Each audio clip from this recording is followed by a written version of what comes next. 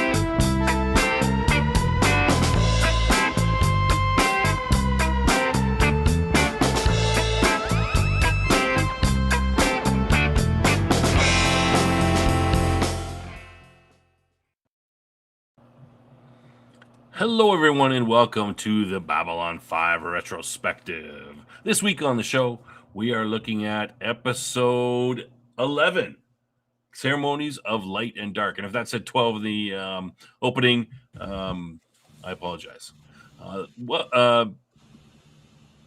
Before we get started, though, I have to welcome my co-host, the man who knows intimately all forms of torture and kidnapping. It's Cam. Say hello, Cam. Good evening, Babylon 5 fans. You excited for this episode, Cam? I can't say I'm excited. I thought I'm not excited, but I'm coming down off of last week. So last week was pretty high. Yeah. All right. Yeah. Okay. All right. Just before we get started, we got the usual stuff. If you want to support the show, like, subscribe, retweet our shows. We appreciate that. That's all great. You can do all that stuff for free. And if you want to support us monetarily with the moolah, we have super chats, super stickers, super thanks, memberships, all that good stuff. But hey, we're just glad you're here. So if you just want to be here and contribute in the chat or just lurk, that's fine. No problem. Welcome. We welcome you. All right. Let's bring in our panelists today for the show. We have our special guest panelist is Outpost Nerd. Greetings, programs. We have our regular panelist, Death Angel Shadow, one of our co-panelists. All right, awesome. And subbing in for Jason for tonight, Madman from Q2 Cast is coming in as well. Looking for me, Chief. Welcome, everyone. Yeah, welcome.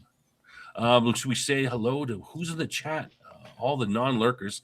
Jeanette's in the chat. Good to see you. Of course, Dave, as usual, sends a greeting from the Narn security detail. I have a question for you, Dave. Maybe you know the answer to this. Why isn't the Narn homeworld called Narnia? Why is it there's Narn homeworld? It should be, right? I thought the jokes were on the other show. That's true. Anyway.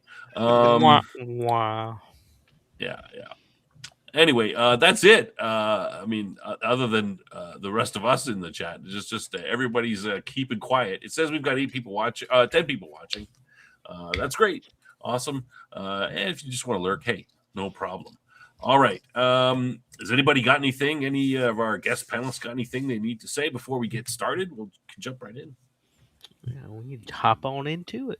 All right, let's get right into it. Cam, you want to do the quick summary, and then I'll do mine, and we'll jump right into the discussion. Sure. Episode 55 or episode 11 of season 3, Ceremonies of Light and Dark, written by J. Michael Straczynski. Original air date April 8th, 1996, and production order 311. Delenn tries to organize a Minbari religious ceremony to help the command crew and the ambassadors to adjust to their new situations. Remnants of Nightwatch attempt to undermine Sheridan's control of Babylon 5, and Londo confronts Lord Rifa. All right, right on. Oh, I forgot to do, we're supposed to do trivia before. I have these cards to go through. Okay, so let's do trivia, and then I'll go through mine, all right? So Dropping the last week's ball trivia already. questions. Oh, well, we do it live. Last week's trivia questions from episode 10, Severed Dreams. Dylan uses her position as the chosen of blank to find Valen.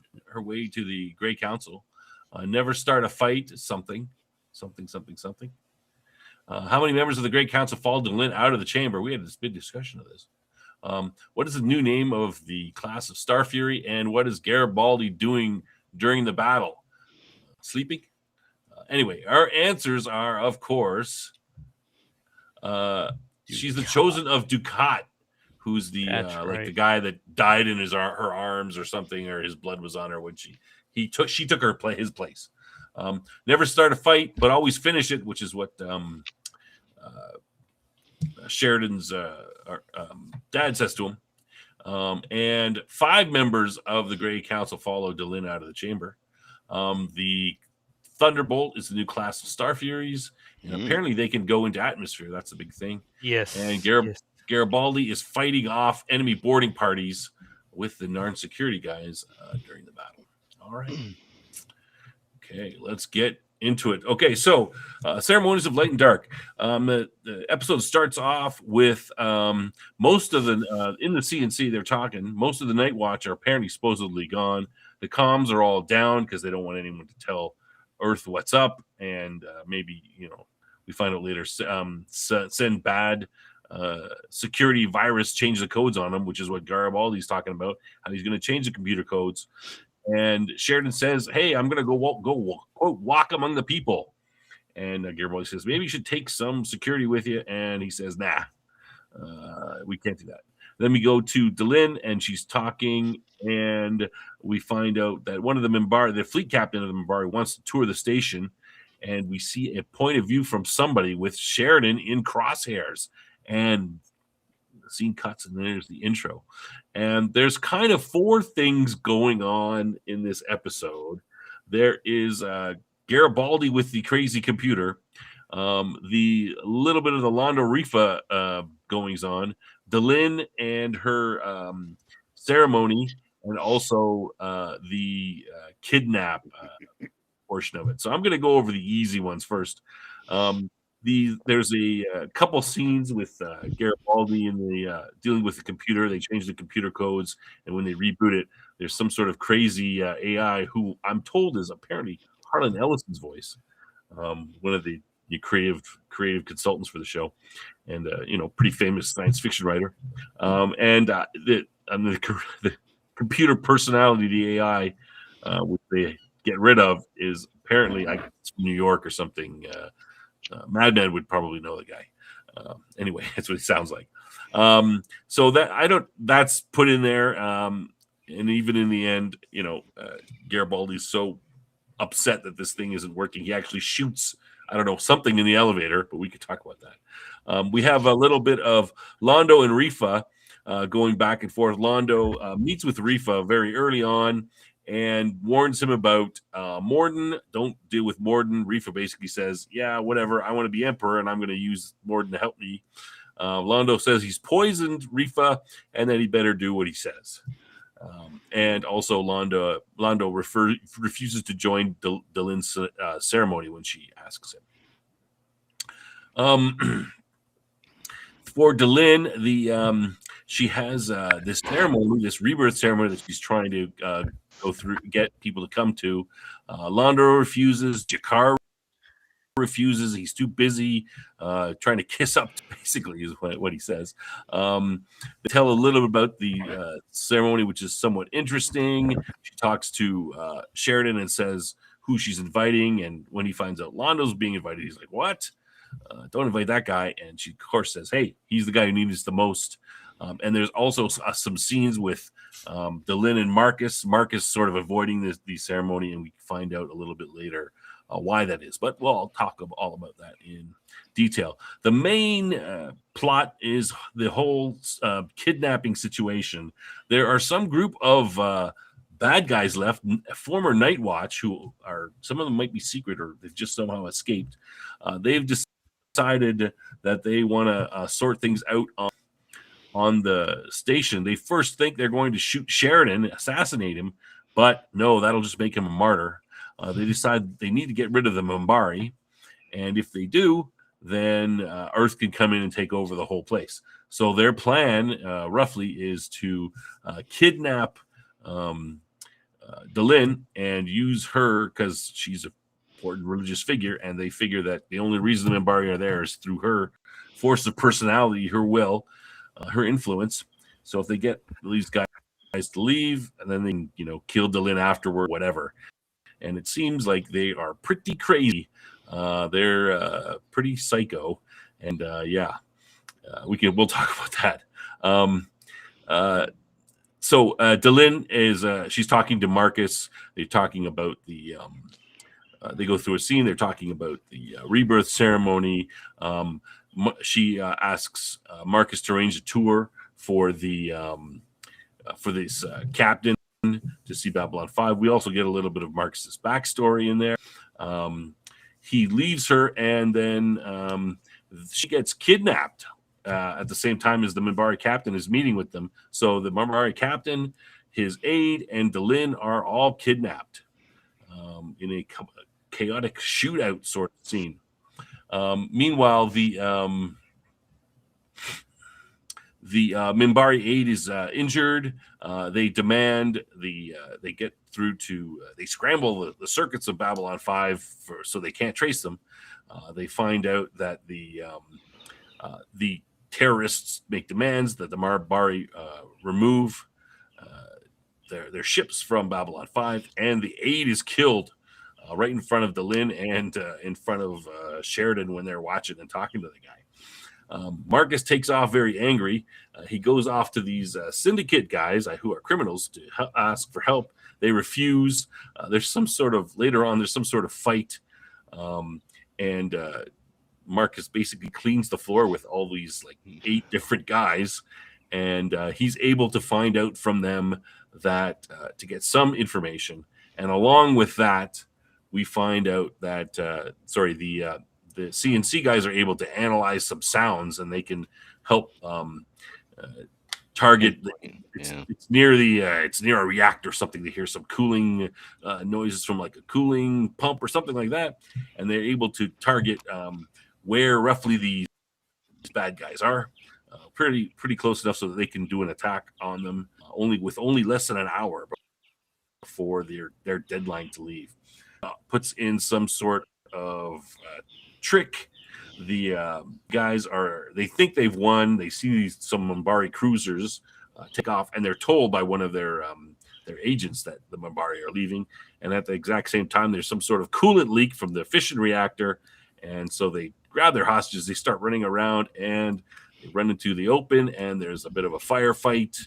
The good guys win, sort of.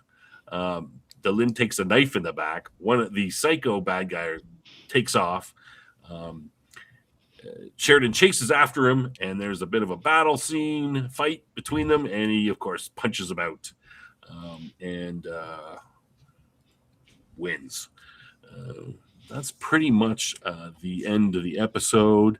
I think everything else that's very rough, we can get into it and discuss. There's a lot. There's some interesting things to talk about in this episode, I think. All right, Cam, go ahead. Okay, let's kind of outline the plots, just in case anyone has any difference. I've got for the A plot, the Night Watch insurgency. The B plot, which isn't really. I guess these are kind of A and A2. Delen's ceremony that she'd like to get people to participate in, and then we have the Londo and Rifa B plot, which is kind of very self-contained, and just happens. And just does anybody have anything else? Let me just say, hey Weatherman, thanks for the gifted membership, and welcome 7 of 9. Welcome. All right. Thanks a lot. Okay, go ahead, Cam. Sorry. 79. I talked to him a lot. Comicsgate guy and good guy. Anyway, there's a few other things that I'm going to bring up a few criticisms in this that I'd like everyone to comment on. But before we get into that, why don't we start with Londo, the Londo and Rifa? It's kind of it's actually More one of of a my favorite scene. parts of the Yeah. Felt story. like more of a scene than just a Yeah. plot. Yeah, I agree. It was kind of a drop in. Outpost Nerd, since you're our guest, why don't you go over that? I like seeing that Rifa is being pushed against, because we saw for a long time now that they were pretty much allies, but you can see where the chink in that connection is starting to happen. Mm-hmm. And you see their motivations and how different their motivations are. Londo is more patriotic. Rifa is more power hungry than Londo, and we see that in his willing. Like, he uses that line that a certain group in the 1940s leader with a funny mustache used. Like, we need room to expand. He used that line to justify fighting a 12 front war to Londo, and Londo's like, we can't. This is it's sustainable. We can't keep doing this. Yeah. And you could see their different ideologies and motivations, and I think it's an important scene that has been a long time coming. I agree. I think that it was also kind of interesting that Rifa openly says, for my eventual, rise to the throne, just outright kind of spits that out. We always knew that he was, angling for that, but that's pretty bold. He's very cocky. And I especially like this because Londo's, it shows Londo's not a fool, which, by this point we don't take him for that necessarily, but that he's a major player here, and he's kind of asserting that. Oh yeah. Madman, what do you think? Well, it's Londo's mentioned this before, and he says, that basically we're going back to the old ways. Quoting some of the lines from this episode, is this, Londo goes, "Only an idiot fights a war on two fronts. Only the heir to the throne of the kingdom of idiots would fight a war on 12 fronts." I like that line. Then, "Oh, Londo, you are a fool. You walked away from the greatest power I've ever seen. Now you expect me to do the same? They are the key to my eventual rise to the throne. Why would I abandon them? Because I've asked you. Because your loyalties to our people should be greater than your ambition. And because I've poisoned your drink." And I like the kind of poison it was. I know. He's like, well, if I remember right, it's a throwback to the original movie. It's the same kind of poison that they used, that Sinclair said he used on Jakar. Never really. It was left ambiguous if he actually poisoned Jakar in the opening movie. No, he didn't. He just wanted to make them look for. Yeah. No, it wasn't. Yeah, they wanted them to look. It was Jakar. It was Jakar. Yeah. They wanted to look for the poison. But it's the same basic idea, if I remember correctly, that that Londo uses here. The basic idea for poison, if I remember correctly. Yeah, but I like how he goes. He says, "Well, it's two parts. The first one goes in there, has a party. He just gets in there and just stays in there waiting till the second part, and then it just goes through you." Well, I like that Londo also dropped the part, that he's like, yeah, and my agent in the court will, because he's also throwing that hammer over his head. It's like, I know what you're doing. You're not going to get anything by me.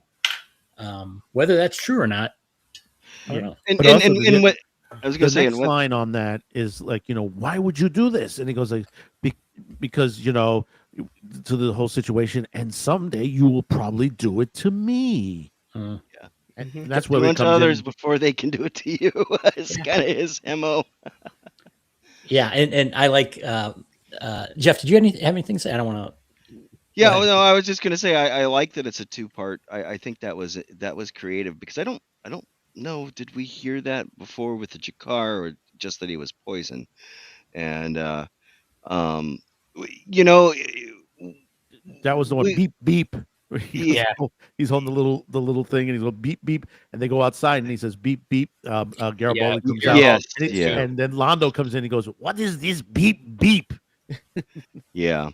But going back to the old ways and kind of throwing it up in his face that you know, I, the whole notion of it's kind of a more sophisticated poisoning your rivals to gain power I is like very much a throwback. I like that Londo said, being somewhat of a sentimentalist. Yeah. Yes. Yeah. Yeah. I But forgot that part. Yeah. again, being a Londo fan, I love when we see that Londo's when he kind of flexes. You know what I'm saying? Yeah. That's really good. Snob, Well, you got anything to say? Or I'm sorry, Jeff. Yeah. Go. I was just going to say that it's also their motivations, as Outpost said, are clear. Londo wants what's best for, or what he thinks is best for the Centauri Republic, whereas Rifa is clearly just after the power, Mhm. and by any means necessary, even if you're getting in bed with the dog, so to speak, because Londo's kind of already seen what could happen at some point Right. in the future. So he that's why he broke off. Well, it's what I've been saying about Londo, his entire storyline. He's made a deal with the devil Mhm. through Mr. Morden, and he doesn't want Rifa to make the same mistake, it seems. Yeah, he doesn't. and drag their whole society Yeah. with them. Right. Yes. Londo didn't know that going in. Yes. Um, Londo's burdened with knowing, right. and Rifa is just like he just wants the power. Yeah, Yeah. Seven is correct. Londo's a patriot. Right. Yeah, and he's also, it's interesting that he's worried about Homeworld being attacked somehow. I mean, it's like does he think the shadows are gonna because that would be his biggest worry. I mean, knowing what he knows. Well, he's already had a vision of it. Well, yeah, and yeah, that's a good Well, point. the thing is, always remember from a couple episodes back. Oh, excuse me. He's been given the warning. Right. He was given the warning by the third the wife of the third wife of the emperor that there's a way of avoiding this, and you have three ways of it. There are three chances you have left, and the last thing she says, you will be emperor, and you will be emperor. Looking at Veer, With yeah. one of you is dead. Once one of you is dead, Mhm. and that should put a chill, in your body when you hear something like that, and now you have to dealing with the shadows, and you're going to have to put everything into place, especially Lord Rifa. Right. Snob, what do you got? Yeah, I mean, you guys covered a lot of good stuff there. I think good points. I love the scene as well. I think it's great. It very much shows Centauri culture and how they operate, and we've been seeing little hints of that, and they're perfectly laying out the whole empire that is on its downswing. Very corrupt. Everybody's just looking for himself, and I would say that Londo is a patriot. He might be the only patriot in of the Centauri. They're all going after themselves. But right now, the next emperor is going to be Rifa or Londo. These are the two guys with the two biggest power. Londo having it primarily before until he got rid of Morden, and now Rifa's going, hey, Rifa is probably in the back looking up and saying, how am I gonna he's been scheming for a long time to be emperor over Londo because Londo is his main rival. So Londo drops Morden. He's like, well, of course I'm going to pick him up. I mean, Morden put Londo where he is. Of course I'm going to do it. Mhm. So, I think it's very, very obvious that Rifa would jump on them. And, I think it's pretty obvious that the Centauri palace is riddled with various agents from all kinds of various houses, even Londo. So I don't think Rifa's surprised about that, but note he's in the not, background, but it's believable. But I'm note in the surprised he background, kind of- there is an emperor on the throne right now. Yeah, Oh, but yeah, he's a but puppet more than they anything put him else. there. It's They put him Qatar. there. Yeah. Yeah, they put him there, and Rifa's been basically the guy who's been controlling him. Him, him and Londo, but he's the good man on the ground. I'm kind of surprised that Rifa doesn't have anything back to say. He doesn't have a counter, or he hasn't. He's just sort of stopped cold by this. He's obviously not as smart as we think he is because he hasn't, anticipated this from Londo. And also, I find it interesting that they're having this discussion in public. The 2 most important people in the Centauri Republic are airing their with Narn difficult- security. Narn Right. being the security, right? they're This is sitting a at a common table at problem on Babylon Starbucks. 5. They're sitting They're at a table having at Starbucks and saying, "Hey, what are we going to do next? Yeah, let's stop all these attacks on. Whoa, they do this all the time. They talk about the conspiracies and Oh, you all gotta remember, kinds of Mr. stuff. Bourne's walking around with freaking shadows around him. Well, yeah, but that's one thing. But you got to See you go. later, Redman. Okay, Later, Weatherman. glad you came in. Hopefully, Later, get that internet sorted out so you can. Well, I think this can harken back to during the American Revolution, most of the war plans were made in taverns and pubs. That's But they would have probably been taverns and pubs that were sympathetic to the revolutionaries, Maybe. right? It wouldn't have been in sort of neutral territory where you've got Narns walking, like the British walking by and going, "Hey, give me a pint." Like that's kind of thing because the Narns are all over the place and humans everybody. But Well, you got to remember one thing. We're in a situation now. Babylon 5 is separated from Earth. It's an independent state. As basically, technically, you can't really trust everybody on Babylon 5 right now. Who do you trust really? Because definitely not. You can't. Right now you still got Night Watch out there on the Embedded. station. How many people are hiding from Night Watch on Babylon 5 right now? And who else is hiding on Babylon 5 that hasn't rear their situations out there onto that? Because right now they don't have backup. There's no backup to the station. They're on their own. Well, other than the for certain. warships And for if the I'm- Minbari and the Narn. Oh, the Minbari, security. but there's so much they can handle. You're talking a 250,000 people aboard a space station. That's Yeah, what the and if Narn are you're- for. Look, and if you're President Clark and you're Earth intelligence, you've either got some intelligence agents already on Babylon 5 that have been there for years, and you're activating them and finding out what's going on, or you're sending people there whenever you can, roundabout ways or however, to spy on Sheridan and find out what's going on. I mean, Yeah, Okay. of course. remember the major said in the back episode, the president has been putting his people in places for quite some time now. Yeah, I mean, he means mainly Yeah, but he military. in that but- case, yeah, he meant right in actual positions of power. Well, let's discuss this for a second. Getting into, unless anybody's got anything else to say about the Londo thing right now. I mean, we could wrap up with it later, but okay. No, go So into the Night Watch thing. Obviously we see the Sheridan and the crosshairs and all that stuff, and we see this gang of goons. And I said I was going to bring up some things that might things I didn't like that much, and one of them is this and Night Watch. Oh, Oh, come on. Come on. Someone doesn't want me to speak. Sorry, you cut out from. I didn't hear that. Yeah, I don't know. That's the second time it's cut out. But Snob I doesn't don't have know. making any good points. that's right. No, try Okay, again. so I haven't. okay. I didn't- I'm not sure where I cut out there, but I was. You were about to say what Night Watch. Night Watch something, okay. and then Yeah. everybody else goes, Okay, Night Watch I heard.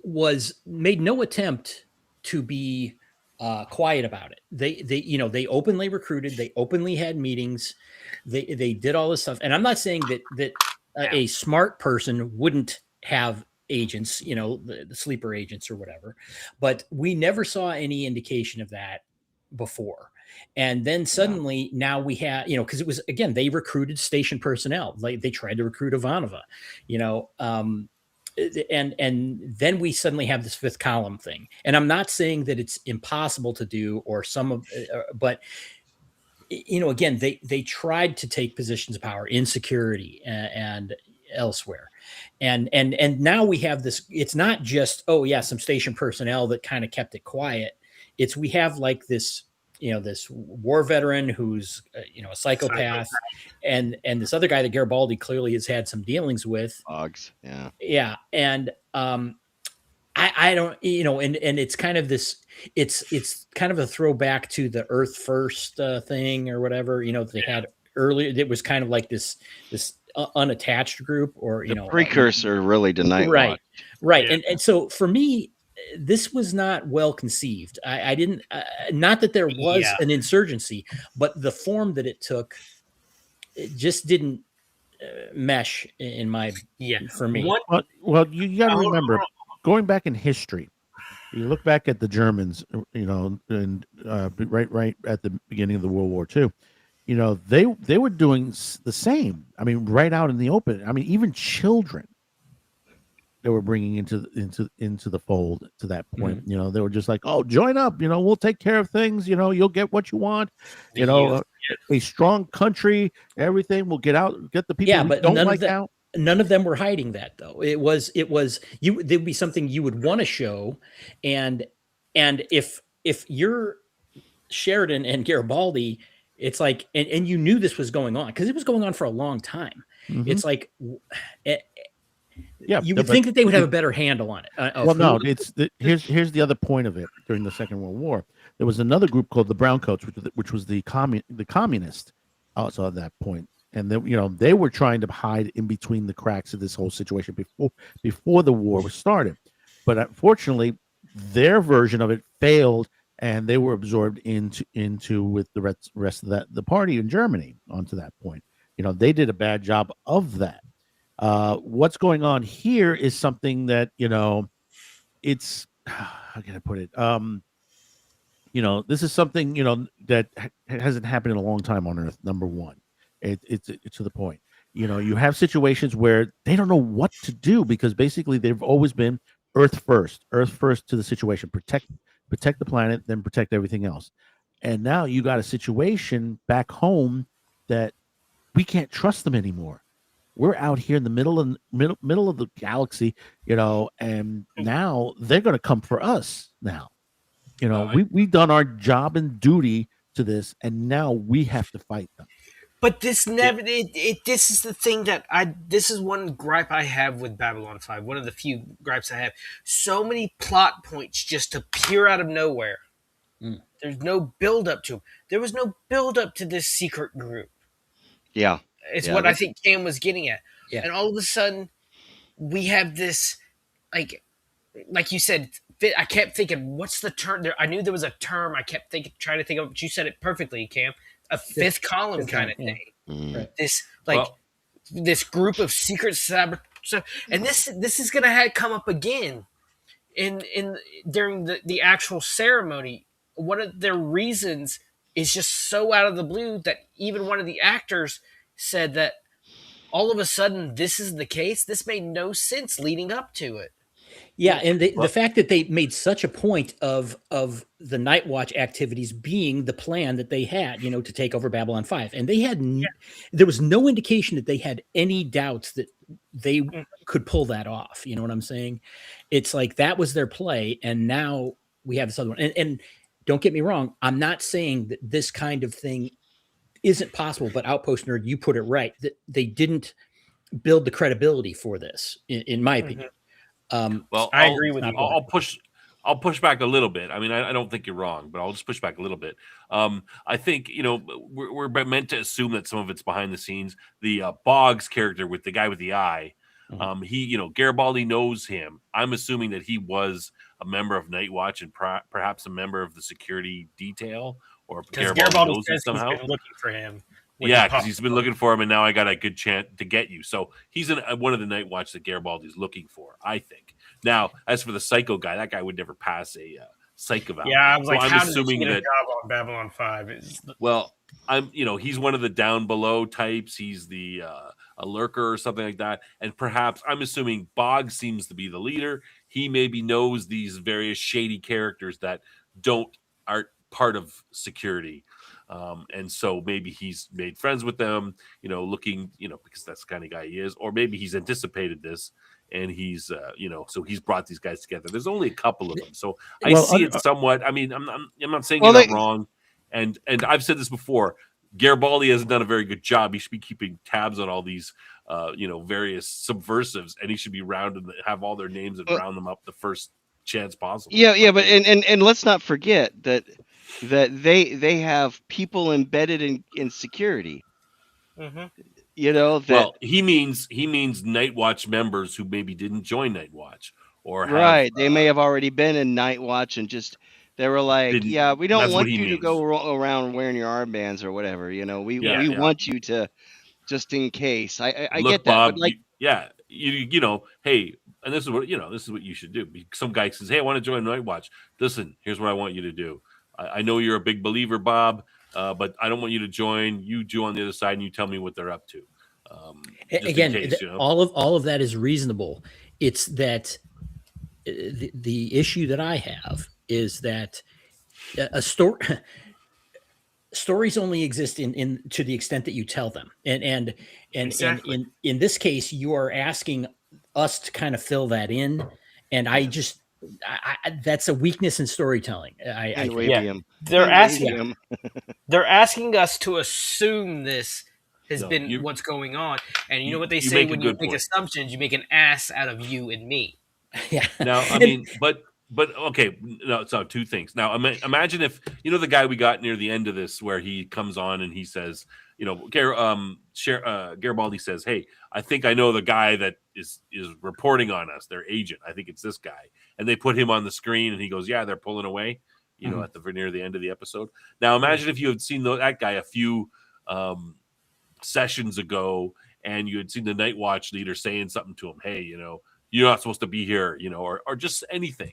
That just a quick scene, where that would have been great, feeding some information off, or maybe a scene with him actually with Sheridan and all them, and then you see him up on the screen. Oh, that's the guy. He was in the staff meeting earlier, and that's how he knows all this. But you don't. All of a sudden, he appears on the TV screen. It's like, oh, this is what they're doing. It's like, oh my, come on. Yeah, FMS Dog makes a good point. That's yes, I agree. It's just that the storytelling would have been improved if they kind of built that up a little bit. Yes. Okay, so one other thing to push back against that, Cam, is that Babylon 5, probably of all 80s, 90s science fiction, is the best at doing this. Like we're criticizing, JMS for not putting this guy back a couple episodes, but this is a minor criticism. I mean, and there's no other sci-fi series that has gone as far as Babylon 5 has with setting things up and getting them gone. So we are really, we're saying like no one else is anywhere near as good as. Okay, I can remember there's still to this day, at this point, is still setting things up.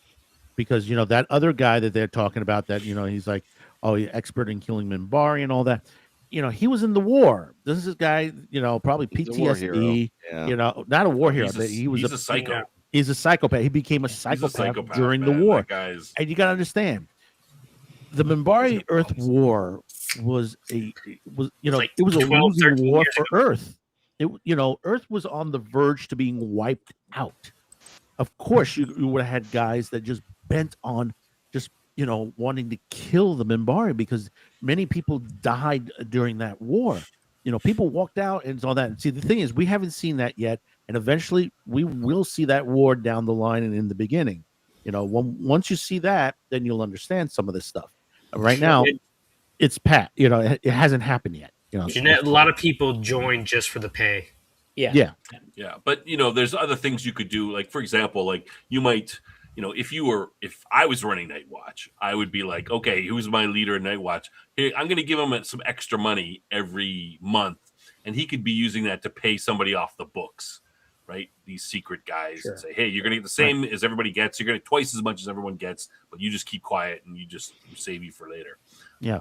But see, the thing about it is, Night Watch did not have full control after the whole situation. They were still in the, like I said, they were in the background to the point of what was left.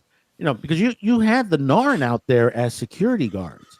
So things were a little bit more tighter than usual. I mean, if you remember when Garibaldi says crime is down 75%, to that point.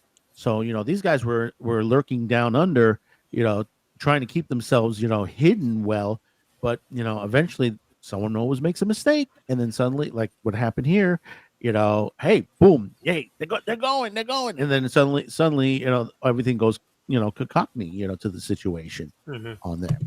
Now, Snob, you brought up the point that we do have high expectations for this show because, and as 7 and 9 mentions here, it is planned out.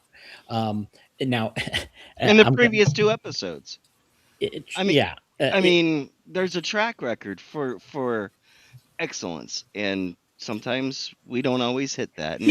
Again, this isn't a show. This isn't like, this is gonna ruin the show or anything. It just stood out it's to just me. The criticism. It's just a small little criticism. Nothing's perfect. No, nothing is perfect. It never is. But understand, at this point, the way this is written, okay, episodes 11, 12, 13 are transitional episodes. And we are ending. We're ending one section of the story and returning to another part of the story, and that's the way JMS had this written. Give a little taste of what's going to happen, and then get back to the original story itself. Well, it's funny because I could bring up a Star Trek reference here, but I will not. Go ahead. Oh, come on, dude. Come on. Well, okay. Jump at it. Okay, as brief as possible, and that is, I don't know if you guys remember Commander Eddington from Yes. Deep Space Nine, Yeah. where he was the security guy, that was brought in for some things, and he was there for a number of episodes, and then it turns out that he was a plant from the Maquis. Yep. Spoilers. Now I'm not trying to make a comparison between the two shows, but imagine if he just showed up in one episode and then was like, "Oh, and I'm the Maquis guy," right? It wouldn't have the same weight to it. It's they built him up as being a guy, and that's why the betrayal was there, and then it became granted, that became a bigger storyline because Cisco was like pissed off about it and everything, and then they had this right, exactly. But and that's not what Straczynski was going for here necessarily. So again, it's a minor issue, but I do think it's But can I bring up another? Reference? Hold on. Let me just say this real quick. It just seems like it's a repeating criticism in it because this happens a few times, and I'm gonna near the end of the episode, I'm gonna bring up a point. I don't want to jump ahead just yet, but it's a point where someone feels some way, and has been no buildup or no reason given before as to why they feel this way. Oh yes, I know what you're talking about. I'll wait till we talk about the actual ceremony. We'll get to it. Yeah. But see, the thing about it is bringing up what Cam said, with Star Trek. I mean, this is in science fiction alone. Let's bring up Voyager. Tuvok and Seska.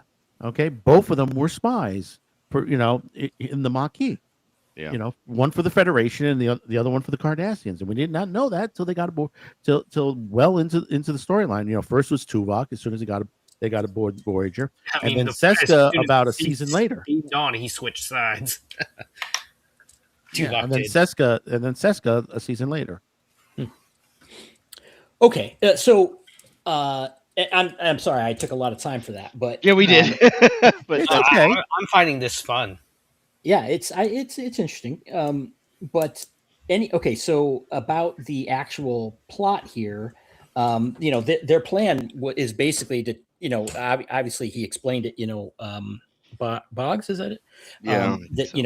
He didn't want to turn Sheridan into a martyr, and so they had their plan, which was basically to coerce them to get rid of the Minbari so that they can get back to their original plan, which was bring Nightwatch in and take over the station, right? And of course, Boggs is paid by Don Stroud, who was in 1979's The Amityville Horror, Buddy Holly's Story, License to Kill, and Django Unchained as Bill Sharp. He was the Muay instructor in TKO in season 1. Yep. There you go. So they kidnap Delenn. I kind of like the ambush scene that they had. Where they killed the couple of the Minbari. Really? You didn't like that?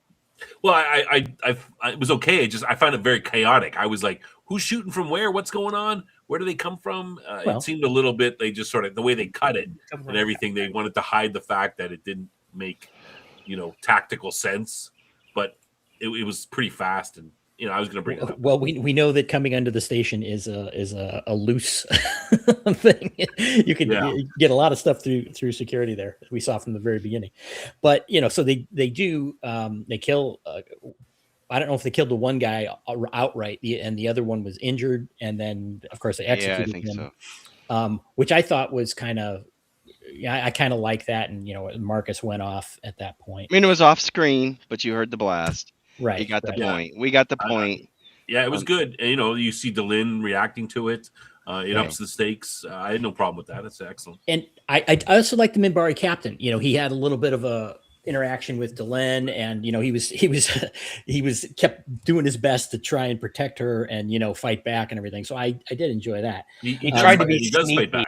I found it funny. He tried to be sneaky, but then that psycho is like, "Excuse you, I can understand what you're saying." Yeah, right. Yeah, they were whispering in Minbari. Yeah. Okay, so I talked a lot there. Let's go around. Let's start with you again, Outpost Nerd, and then you know what? I'm sorry. Let's start with Jeff. I think I've left Jeff out a little bit. Jeff, you got anything about the plot? Meaning the assassin or the kidnapping and pressure. I mean, I think that it was okay that they, their plans of where they were going. It was kind of interesting how they were trying to be. They were ultimately they didn't want to take Sheridan out. They wanted to have Sheridan take the blame and get rid of the Minbari at the same time. They wanted the Minbari to leave and then also turn around and have the Minbari mad at Sheridan. Of course, if Delin was to die, who's to say that the Minbari wouldn't just turn around and attack the station or go after Earth or whatever. It was interesting. Boggs said it was kind of what we talked about last episode. It was like he recognized somehow, I'm not sure how, that this happened by Delen's force of will. Yeah, that was kind of interesting, wasn't it? Yes, that was. I didn't understand how he got that. Yeah, I He's right in there with. He sits on the Great Council in his spare time, I guess. Yeah, right. I'm not sure how he would have known that either. That connection, yeah. But I mean, it's true. But yeah, there's these missed opportunities. I think if they could have built up, because clearly, Sheridan is snuggling up with Delin, right? I mean, maybe maybe more than figuratively. But and the whole. This will come up later too. The whole thing with Earth first and all that, and we don't want to have anything to do with these aliens, and especially the Minbari, because people are still bitter about the war and all that. It's like there could have been. Now, again, you only got so much time to do stuff, but we had a lot of wasted episodes too. Well, I know Madman doesn't think so, but I do. But these kind of things could have been built up, and maybe it's like, we have been watching what's going on with the Minbari. That there is some indication of that, and maybe this didn't come across as some thugs, but some intelligence agents. These guys are, if they did make it such that this guy would know this for some reason, but it's just not there. I'll go to you next, Madman, since you might have a counterpoint. Well, you have to remember here's the first thing you have to remember to this whole kidnapping night watch situation. We're driven here by the shadows at this point. They're the ones manipulating this whole situation. When you I don't think they're. I disagree with that. I think they're not. They're not. Yeah, no. Hold on. Okay, go ahead. I don't think that when it comes to Night Watch specifically, that they're being. I know that I would agree that they're manipulating Clark a little bit, but I don't. I think to say that they're manipulating Night Watch, I think is. They created early maybe on. not down to that level. No. Early on, what happened early on when the guy walked in? A message from Earth. And Did you get him? They got a message from the communications were cut off. They got a direct communication from someone who came in via ship. Okay, you got to put to the point is that the shadows are in the background, not directly that they're doing. They're sitting there saying, "Okay, Night Watch, do this." No, They're manipulating from President Clark and forward. They're whispering to Clark. Clark is telling, his people to do this, that, and the other thing. And then that is funneling over into Night Watch and all the other groups that he's created on Earth and trying to remember, he's trying to take over Mars. He's trying to take over Io. He's trying to take over all these colonies and Babylon 5 on top of that. But he can't gain control of that because now Babylon 5 has gone independent. If he would have gotten Babylon 5 under control, then that would have been a different story to the situation. Night Watch, the guys who are hidden on there, they're trying to stay hidden best as possible. Again, and for them to kidnap, Delenn and all that, they're forcing an issue to that point. Remember what he says: don't kill her, or even in the very first beginning of the episode, don't kill Sheridan. 300 guys will freaking come Take to his replace him. place. Yeah. To replace him. So Boggs is trying to play it as straight as an arrow to this situation. He's the one being cold and calculated. And in Boggs' sense, Boggs is not smart enough to know all this stuff. He must be being fed by somebody else. Exactly. There's no way that he can... He's being fed by Earth. But I don't think just to say, oh, it's the shadows pulling these strings. I think at this point in the story, I don't want to say, I don't think they're this over encompassing boogeyman that they turn out to be later. Isn't the League of Aligned Worlds at war within each other? Oh, okay. Okay. They're at war with the Centauri. Yeah, but also within each other. No. Let me bring up a point here that's because we're bordering on a little bit of spoiler, and I think Outpost Nerd, you might be avoiding it because of that as well. Yes, I'm trying not to. I'm not spoiling. I'm bringing up what has already been said. I'll just say that the shadows are not micromanagers.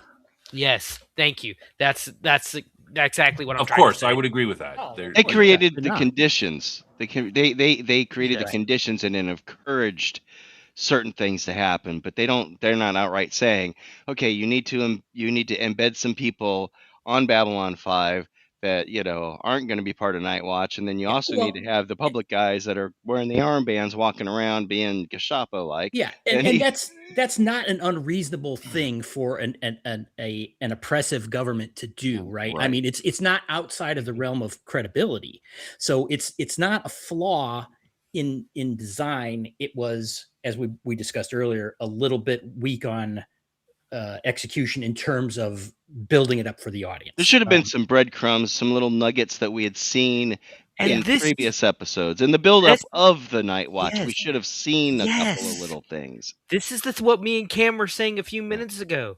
There needed to be a little bit of breadcrumbs. Thank you. That's perfect. Yeah. And I agree with Cam. Everything has been everything we see is reasonable, and you can explain it in a reasonable way. The question is only should a Jamis have given us more, or has he given us enough? He's only one man. How disappointed are we if he hasn't given us enough? That's really, a little bit. Not much. That's just a personal thing, and it's a personal thing on a writer. You don't want to overwhelm a show with every single parameter. The way he's taking it is, if you're familiar with British television, British science fiction, he's doing it the same way as British science fiction. It's like, you throw these little pieces at everybody. It may not make sense now, but later down the line, it could make total sense. That's what we're missing. We're not right. Exactly. That. We're not there yet. No. I disagree. This is the kind of thing that I disagree too. This is the kind of thing that should have been established before and wasn't. These are, and he does a good job with this in many other ways, which Man, I think is the point you're making. And there will be payoffs for things. This is one that I think wasn't set up. He missed. And thus doesn't have a payoff. It's a minor point. But we're nitpicking again. Yeah, I mean, that's really what you have to do. We can't always say, like, oh, how great it is. We have to kind of say, well, this could have been done better. It makes an interesting conversation. Yeah. I mean, I agree with Cam here. He's saying that, it's something that could have maybe have been done better. But again, I write this off to, I mean, how many times are you a showrunner? People make mistakes. There's all kinds of stuff going on. There's a certain amount of time you've got. Choices have to be made. So, But- he's going to go with what's most important that he thinks, right? FSM Dog is bringing up, that he certainly is making connections to other literary things and history. So that's why we're saying it's not out of the realm of credibility, but the specifics for things that you're going to put into your story without a foundation under them, when you could have. Now, we were just talking about, it's like, oh, they only had so much time. Okay, let me make a counterpoint to that. We have the security. I'm going to make the count. I was going to make the same one. Go ahead. Okay, well, I'll just set it up and then I'll turn it over to you. We have the whole thing about the computer system and security, which is good. That's like, they're dealing with these details. The Earth, this Earth station, and they could maybe have a weakness there, and they're addressing it. So I thought that was really a good story. Correct. Snob. Okay, Snob, what were you going to say? But yes, I agree. But the problem is we've got, a one or two more scenes with Garibaldi, and they seem to be thrown in there as a joke. I was wondering, one of my questions is, what's this with Garibaldi and the crazy AI? Like there's about 3 or 4 minutes worth of footage you could have used for something else, perhaps. Some of these things. Yeah, is that just a comedy counterpoint? Because I think episode is very serious. The psycho guy, he scared people. Yes. Is that why they're doing it? I think go ahead. I think it was that whole storyline with the AI. I think it was a humorous way to look at what could potentially be a serious security breach. I think it wasn't necessarily needed, but it also looked at a plot element in a humorous, a serious plot element in a humorous way. Yeah, and I don't think that I didn't like it. I thought it's like, oh, look, it's this cutesy thing that we don't need, kind of like Delen's hair or the other reference with Delen in that episode that I didn't like. And in this case, but the fact that I didn't like it, it didn't throw you out of the seriousness, but meaning it didn't like, Joss Whedon has, it's like, oh, look, there's a serious thing. And then someone makes some stupid comment, it's like, are you trying to ruin your own scene? That wasn't the case here because it was kind of tangential. Yeah, but I still didn't like it, and I thought it was, but that's just my. I think it wasn't needed. FSM Dog probably has it right, but I mean, I think that the scene with the three of them where they change the codes, and we find out Garibaldi's code is peekaboo. That's kind of somewhat humorous. We've already known that though. We learned that early. Well, maybe you forgot from. No, I didn't forget. As soon as he said, maybe I was like waiting for him to say peekaboo. And that could have been the end. Yeah, that could have been the end of it. Do we need the other ones where he is getting pissed off about this stuff?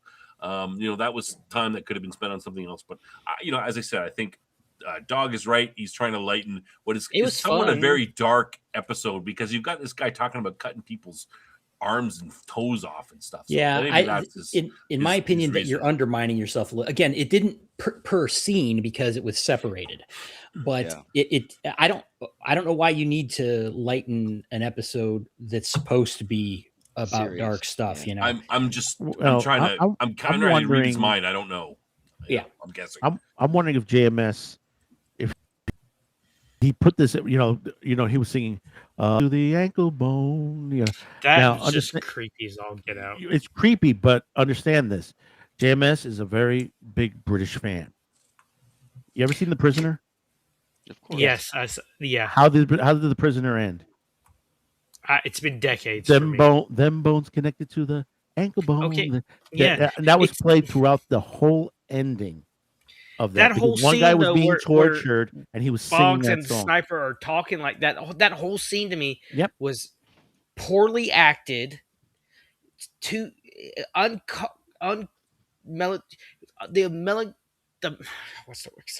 Melodramatic. The melodramaticness of the scene was really out there and really could have been toned down, and it would have been I think, more impactful. But Well, it was just it's showing. Boggs' acting. It was horrible in that scene.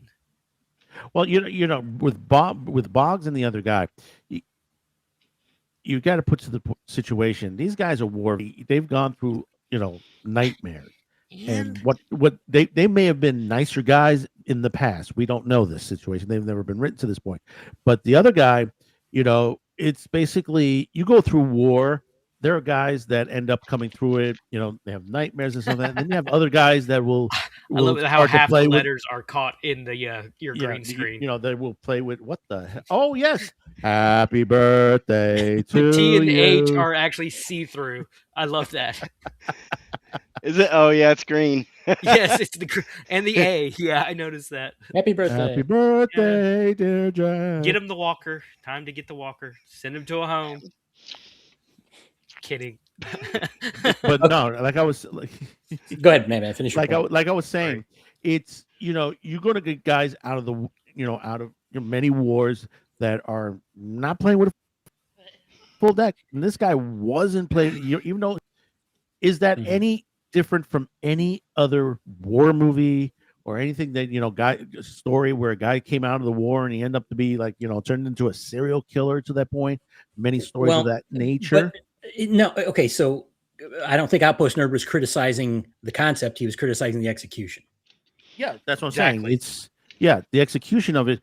The guy's crazy. He's nuts. To the point. How much but more? That character was not really who I was criticizing acting wise. It was Boggs. He went on.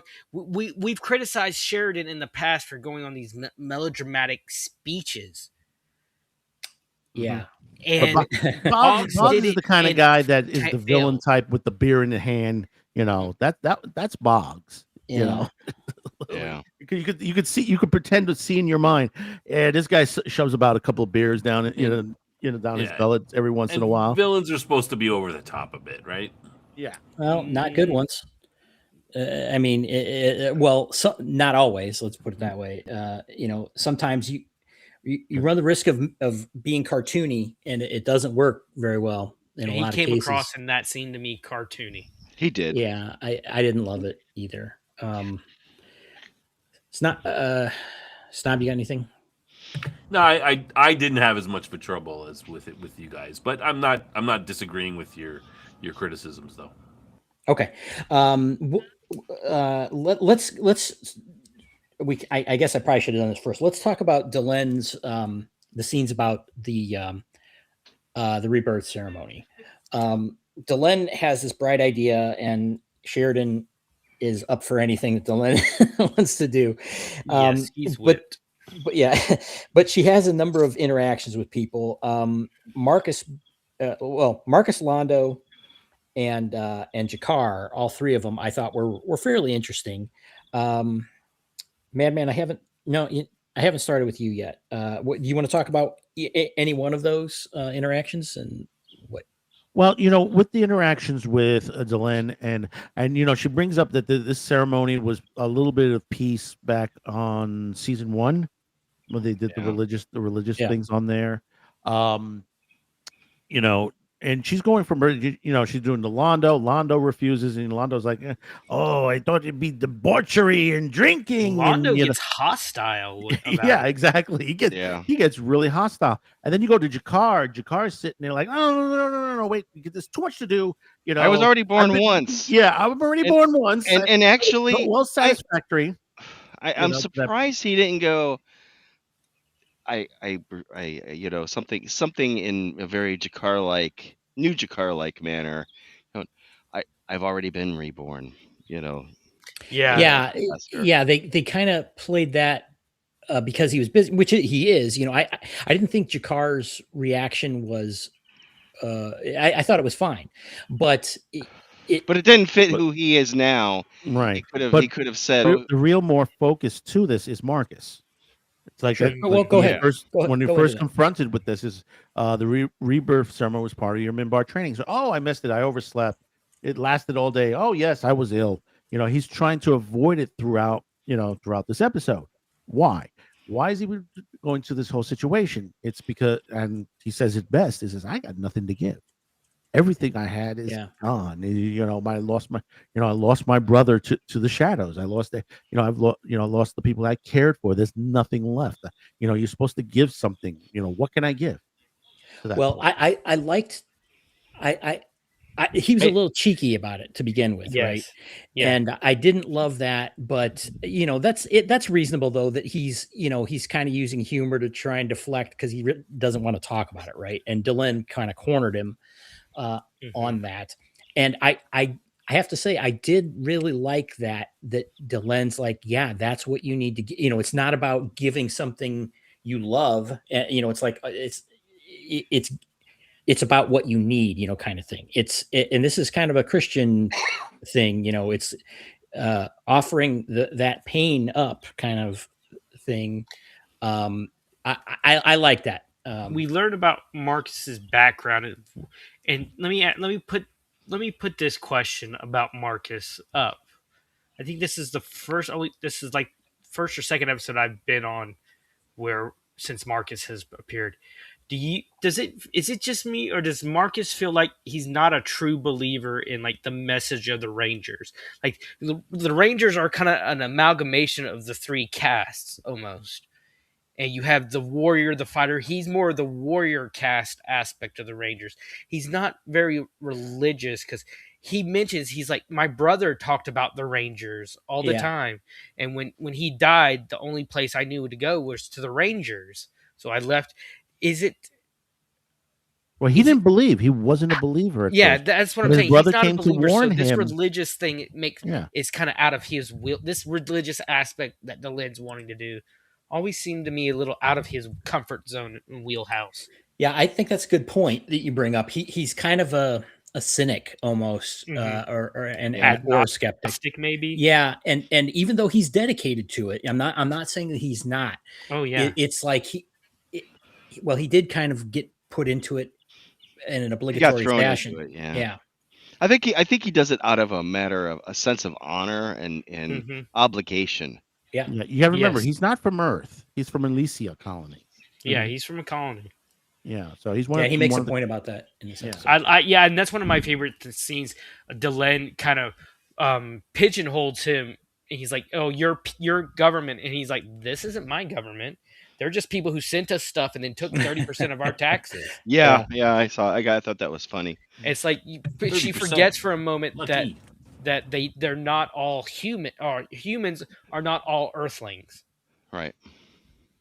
Okay, so one now on that point, I mean I agree with what you guys are saying, but I think that part of it though is the Minbari are fairly spiritual people, so from their perspective, Well, almost every Earthling except for maybe the brothers that we've met and some people from certain from various religions like who are part of those religions, the Minbari would probably consider all of us to be less spiritual. So Marcus wouldn't be that atypical in that sense, and he might be slightly more spiritual. And I think that's also a good reason why Delin probably has this spiritual idea of trying to bring him to be more mhm. more realizing himself through their Minbari spirituality, right? Well, it's not that and also in that regard, remember the three casts, the one we deal with the most is the religious caste.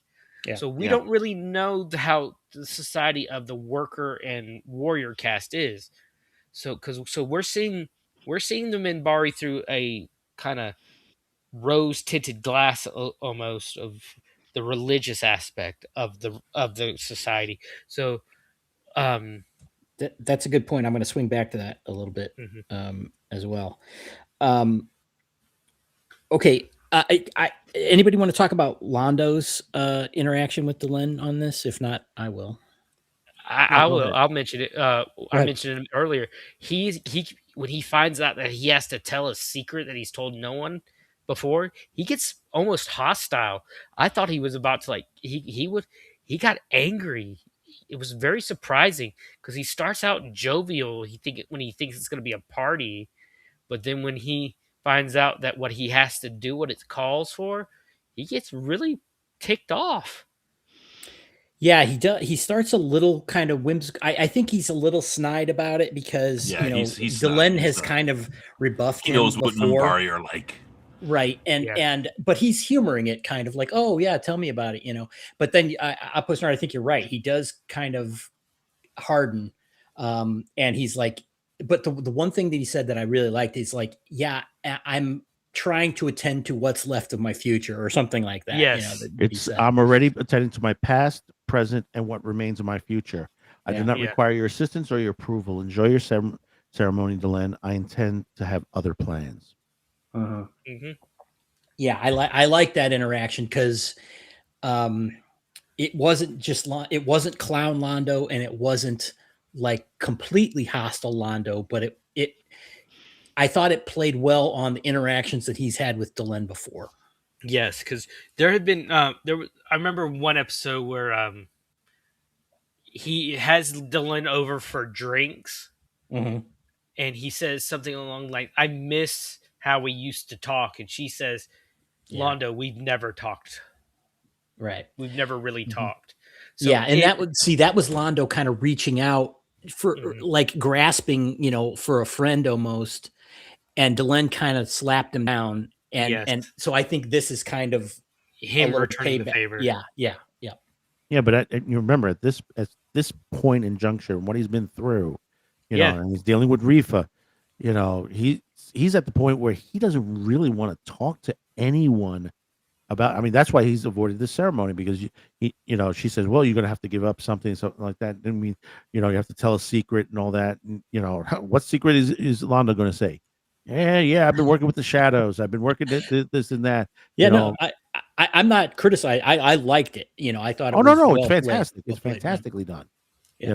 When it comes to Londo, It was I an love how this interesting was Any written. little ambassador of a major power to think, oh yeah, you're just going to show up and tell a secret you never told anybody. I mean, that's just Well, crazy. Yeah. I mean, you bring I'm up going to give you some stuff to use against me. No way. you bring up a good point here, Snob, about Delenn is kind of pushing for. She's a little bit on a high horse here. I don't think Yeah. her motivations.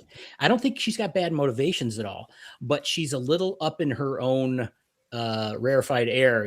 Where it's like, oh yeah, this is the thing to do, and you should be going along with it. And like when people aren't, she even kind of like, well, we'll do it anyway. Kind of like I'm not going to give up. Like she doesn't care. She couldn't take no for an answer. A lot. Yeah. And I mean, it's not that she's wrong, but her attitude wasn't quite understanding her audience, Well, Mhm. I think that puts up to her teachings from Sure. Dukat. You remember she's Satai. Well, she used to be Satai, and basically, she was the next in line from Dukat, as it was said in the past. To that point, and now that she made the change, she's almost a part of her world. Has literally, just literally turned almost a their pariah. backs on her. Yeah. To the point we've already seen it when she broke up the the Great Council. Yeah. This is another one that I think was I don't think it's poorly portrayed at all. I think No. it's well portrayed, but it's showing that she's not always necessarily, she can miss too. You know what I'm saying? It's like, Oh, yeah. Yeah. Yeah, like, she does. Yeah, I think you said it best when she doesn't recognize her audience. yeah. Did Now, anybody really think watching this episode that Londo was going to show up and tell No. one no, of his no, deepest, darkest no. secret that he's never No. told anybody? But again, I mean, come it's on. great. But I love that she recognized that it was what he needs. It is something he needs. She thinks it's a possibility, even though it might be small. Right. She seems that she's arrogant enough to think, yeah, Well, man, see, he'll see the rightness of my path and he'll follow it. No, I wouldn't call mean, that arrogant. It can be. I could see how it could be seen like that, but I don't think. As I said, I don't think her motivations are bad. I think it's like, yes, of course, this is what you should do, and it's just they're not. Londo's not there. See, Um, and the other half of this is, and you brought this up earlier, Cam, about the hair thing and all that earlier on. Yeah. That was actually a push to the point that Delenn is not really 100% Minbari anymore. True. She's more human. So technically, her emotions, even though with her training and everything that she's been through, her emotion, her human part is now driving her as well. True. So one other tangent from this is Lanier, where he went to. This was after the kidnapping or during the kidnapping when Marcus had beat up everybody at the bar, and Lanier shows up. And this was kind of interest. I'm a Lanier fan as well, and Marcus at one point grabbed him or something, and Lanier like snapped off on him pretty hard for Lanier, and I think the idea was that he lifted him off the ground or at least kind of strong armed him. Yeah, just lifted him right up. Little Lanier. Remember, and this It is goes, right it after goes to we show you how see- strong the Minbari are. Yeah, and remember, this is right after we've seen Marcus beat up a whole bar full of people of thugs. Right. And then Lanier comes and snaps him. Yeah, but I like Marcus. He says, Lanier says, "Oh, you were trained very well." I said, "Well, I had a lot of pent up aggression." He says, "What about now?" I said, "Well, I'm all independent." To the point. Yeah. But okay. So did anybody, did that stand out as strange to anybody? He, again, he's usually pretty held together, and maybe it's because Delenn or whatever, but what do you guys think of his reaction? I think it's very. I've been talking and I have had my mic muted. God damn it! It was. I think it was a very. It fit in perfectly. Him snapping at Marcus shows that he's under pressure, and then he admits that he has a certain type of love for. For her, and then right before that, you see him basically kind of snap for Lanier. So I think that fits in very well. We see him carrying out what he believes might be the last order that the woman he loves has given him, and for Marcus to kind of like, he's almost like short of saying, "Are you stupid? Why are you focusing on this when we have other more important things to do?" And that's when Marcus reaches out and grabs Lanier, and you see Lanier just snap and lift him up because Marcus got a little too close. Mm-hmm. Yeah. And we've been seeing this emotion on Lanier since the end of season 1, going into season 2. You have to remember that point. When she went into the cocoon and he was crying, he just literally had tears in his eyes, and it wasn't tears that basically, was a mentor. You could start to see that that's the emotion that he cares for Delenn. Yeah. Well, sorry, go ahead. No, I was gonna say this is at that point in the conversation, it's the big reveal of Lanier's character. It's more than just because remember when in the first season when he comes to Babylon 5 to be her aide, he's looking down like he's been trained. You don't look at the Great Council over his eye. Yeah. And she breaks protocols like I can't have an assistant or an aide work for me that won't even look me in the eyes. How will you'll be running into things. And so it has thrown the conventional rule even before she changed. Yeah, she was still totally Minbari at that point. Yeah, she threw kind of tradition out the window in some ways. Yeah. And so we knew this was not going to be a typical relationship, but then it's revealed how untypical it is. Because for him to even probably say that he loves one of the members, like what do they call what's her position called again? Satai. Yeah. For him to say that he loves a Satai is just probably like, oh, that's a huge taboo. Yeah, I'm gonna raise a little bit different point here, in that Marcus grabbed him and he turned around and grabbed him and lifted him up, but what he said, and Madman, you probably have the quote, but he's something like we're not the same, and don't make the mistake of thinking we are. That was like, I know that was that was a powerful line. Well, but not not in a good way though. In my opinion, it's like that's like know your place, dog. Well, it still comes from the anger from the death of Dukat. You still have a lot of them in Bari that one, they still haven't forgotten what happened during the war. Number two, they still angry at Sheridan directly, Starkiller also, and now Starkiller is running Babylon 5. Yeah, There are those that are still in. Starkiller stole my woman. Well, that's no. It's that there's still some there's still in the Mimbari in the Mimbari world. There's still some sort of resentment. They stopped. In other words, the Great Council is the one who stopped the war and told nobody why. Yeah, that's why you have the situation with the Chakotay back in season 2, at the beginning of season 2. But Lanier knows why. Yes. But Lanier knows why. But you're not wrong. I think that your point is valid, but in this case, is he saying that because you're a human or because I'm of the religious caste and you're a ranger? Well, what was what was that? And I'm pointing it out because this is very strange for Lanier, right? He's out of character. Yes, it's out of character, but not in the sense that it made sense for the scene and it made sense for the story at this point. But it is like it's something that you should be paying attention to and say, "Whoa, this isn't how Lanier normally acts." Right. I think there's a couple. First of all, Lanier's worried about Delenn. Yeah. Very worried, more worried than he may ever has. He might have ever been. Well, he said he would tear this place apart. Yeah, exactly. Right. And I think you think that maybe Marcus is a little cocky. He just beat up all these humans. He's got these Mimbari techniques that he knows. But when Lanier has to put him in his place and says, I think when he's saying, we are not the same. He's like, we can teach you all this stuff, but you're still not a Mimbari. You are not us. We are different. We are, and the Mimbari but what's the connotation of that? It's that we're better, right? Yeah, we're better.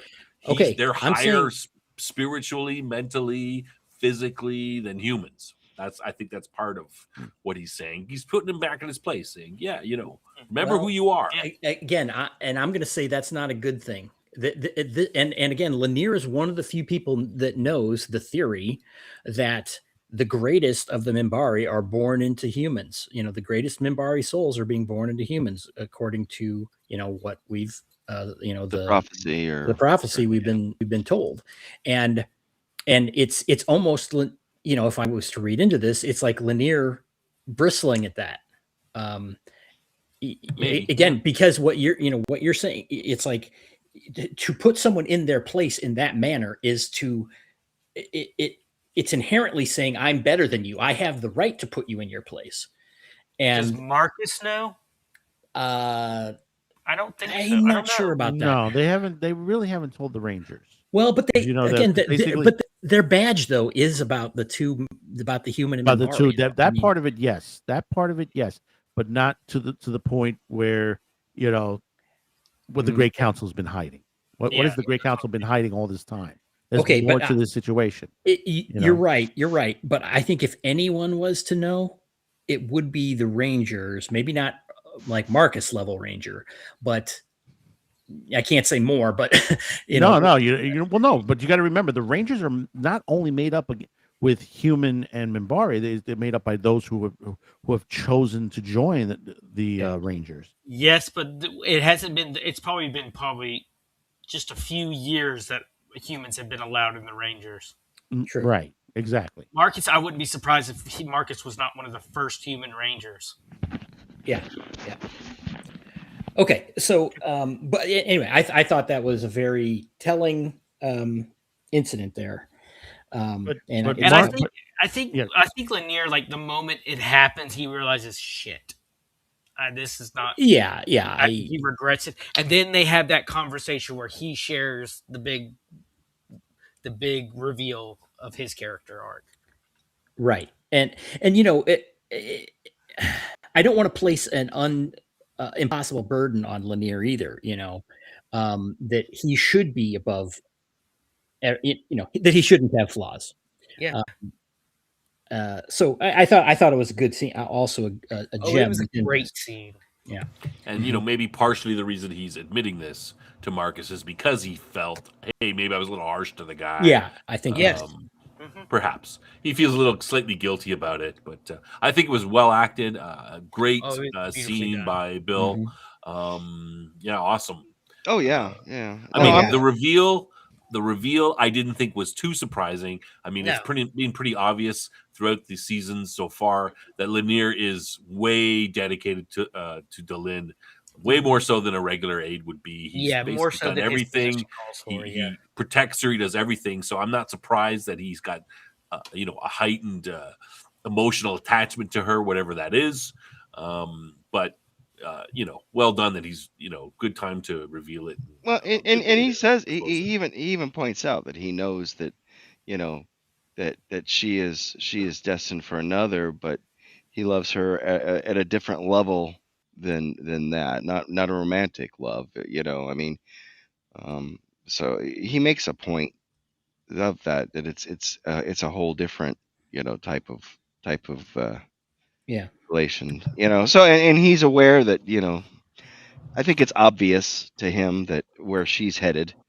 Yeah, she was never going to have a romantic relationship with him.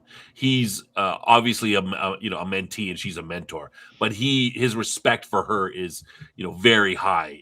I would argue that she's the person that he most respects. Well, in the universe type of he's thing. got her on a pedestal. Yeah.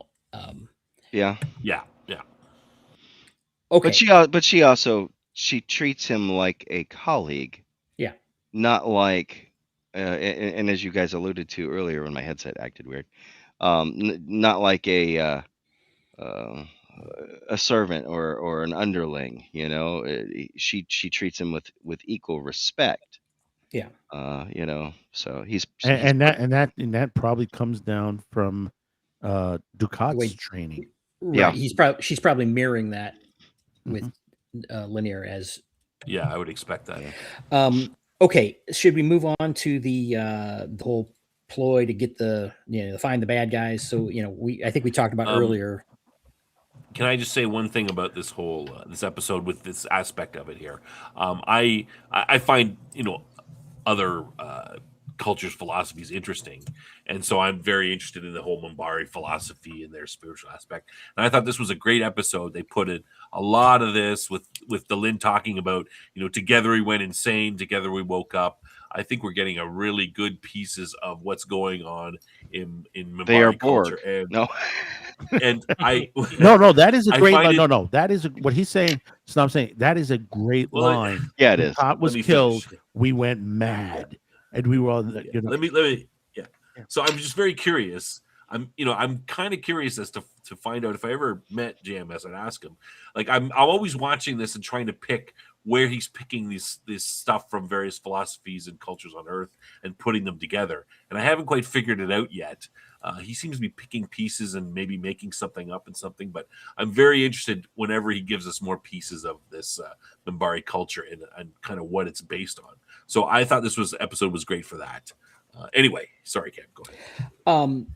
Okay, so I know we're getting late here, but basically they come up with a ploy to root him out, right? We had the thing with the Minbari captain and him trying to escape, and then he got shot, but they do have this ploy where they fake a coolant leak or something, and they're trying to move them, and then security comes in. Well, actually, the whole command staff except for Franklin, I guess, comes in this fight. Which in this case, in earlier ones where we had Sinclair doing a lot of these kind of security things, it makes a little more sense now because they're short staffed. But they were in this fight, including Garibaldi, who's injured, and Ivanova. Funny story. You mentioned that Garibaldi was injured. Jerry Doyle was actually injured the previous episode doing the stunt work with the big fight with the Marines. So they wrote it that he hurt his ankle, but then when he comes in, he'd actually hurt it doing stunt where he fractured his wrist. So they rewrote it a little bit in this episode that he was actually that Garibaldi hurt his wrist. So a little fun fact there, they had to rewrite a little bit for Jerry Doyle's real stunt work. Yeah, Zach injury. was helping him down in the last episode, like, oh, you can't walk. and now, but I thought it was kind of funny. Sheridan's like, what happened to you? It's just a little injured from. I took a fight with a Marine. Yeah. So okay, I sorry to get it. No problem. And then so they ambush him, they shoot him up. The psycho guy runs away. Sheridan chases him down, has a big fist fight with him, and a lot of speechifying. I didn't like this scene at all. I thought the whole thing with the talk, the yelling back and forth during the fight, and Delenn taking the knife, that was okay, but and then Sheridan speechifying here, this all struck me as over the top and not my favorite performance. But what do you guys think? Let's start with Snob. Why don't we start with you, since you? Yeah, I agree totally. I was just like, come on, man. Send your security, beat him up. I mean, he's a little bit too, Delenn, I love you. I'll kill these people for you. Like, you hurt my girlfriend. I mean, it was a little bit, come on, you're the captain of the station. I agree. It was a little bit over the top. Jeff, what do you think?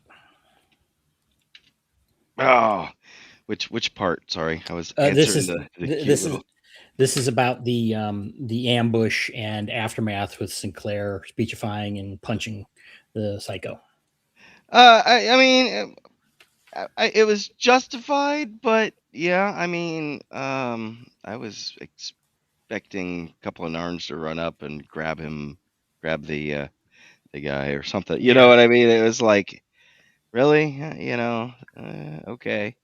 But I mean, he was chasing after him, and and he did catch him, and it was well choreographed. I can't complain about that. You look after her. I'll get him, and he runs off. Right? Like, really? It's a little main character stuff, but the Outpost Nerd, what do you think? I liked it, but I kind of disagree with the idea of it being well choreographed. It was those wide haymakers you see in a lot of old 90s sci-fi. That's like the fighting is like, it kind of took me out of it, because Sheridan's throwing these like these huge rights and lefts to the point it was like, dude, you have like 5 seconds to dodge them. Just fall down. They need some spin kicks in there. Yeah. Jumping roundhouse kicks. Right. Yeah, I agree with Jeanette. The fight did not look natural. Same here. I think too, with the camera being over the guy's shoulder when Sheridan's throwing those punches, that's the reason you have to throw those punches, because you need to have. I took stage fighting in college, and it was one of my favorite classes. We got to play with swords, and like I got to get my ass kicked by one of my friends, and I learned how to do like pratfalls and everything. So much fun, but it's just it felt the fighting felt too big. Yeah, I think you're right. If it was so compressed, like maybe a couple of gut punches thrown in instead of these wild rights and lefts, or some kicking. Like, I know you made the joke about the roundhouse. I made the joke about the roundhouse kick. There's some kicks. Knee him in the stomach. There's other ways to fight than these wide, big haymakers. Yeah. I understood where Sheridan's like the feeling, the anger was coming from. Yeah. I mean, I could understand that, and that I love that part of the acting. It was the choreography, the fight choreography. I did not particularly care for. Madman. Outpost said it at one point. This is 1990s. Mm-hmm. 1990 fighting on broadcast television. But you have to put to the point. Delenn jumped in front of the bolt. It was a knife. Or knife. Yeah, excuse me. I'm sorry. The knife jumped up, in front of the knife, and she took the hit. and Sheridan sees this as, oh my God, this woman just, she saved my life, and to that point, it's, of course, he's going to race out there like a, banshee after this guy. It's literally not to the point where, yeah, I'm going to go after him. I'm going to get security, call a couple of Narns in, they'll kick his ass and stuff. No. He said, I'm going to take care of it myself. I'm going to go in there. This woman, saved my life. There's some caring there. There's already, you're already seeing this, since the beginning, that there's, when he first saw her for the first time, that was like, wow, this woman's gorgeous. When she came out of that cocoon, and now you see to the point where there's some connection between the two of them. Mm-hmm. Now it's not growing.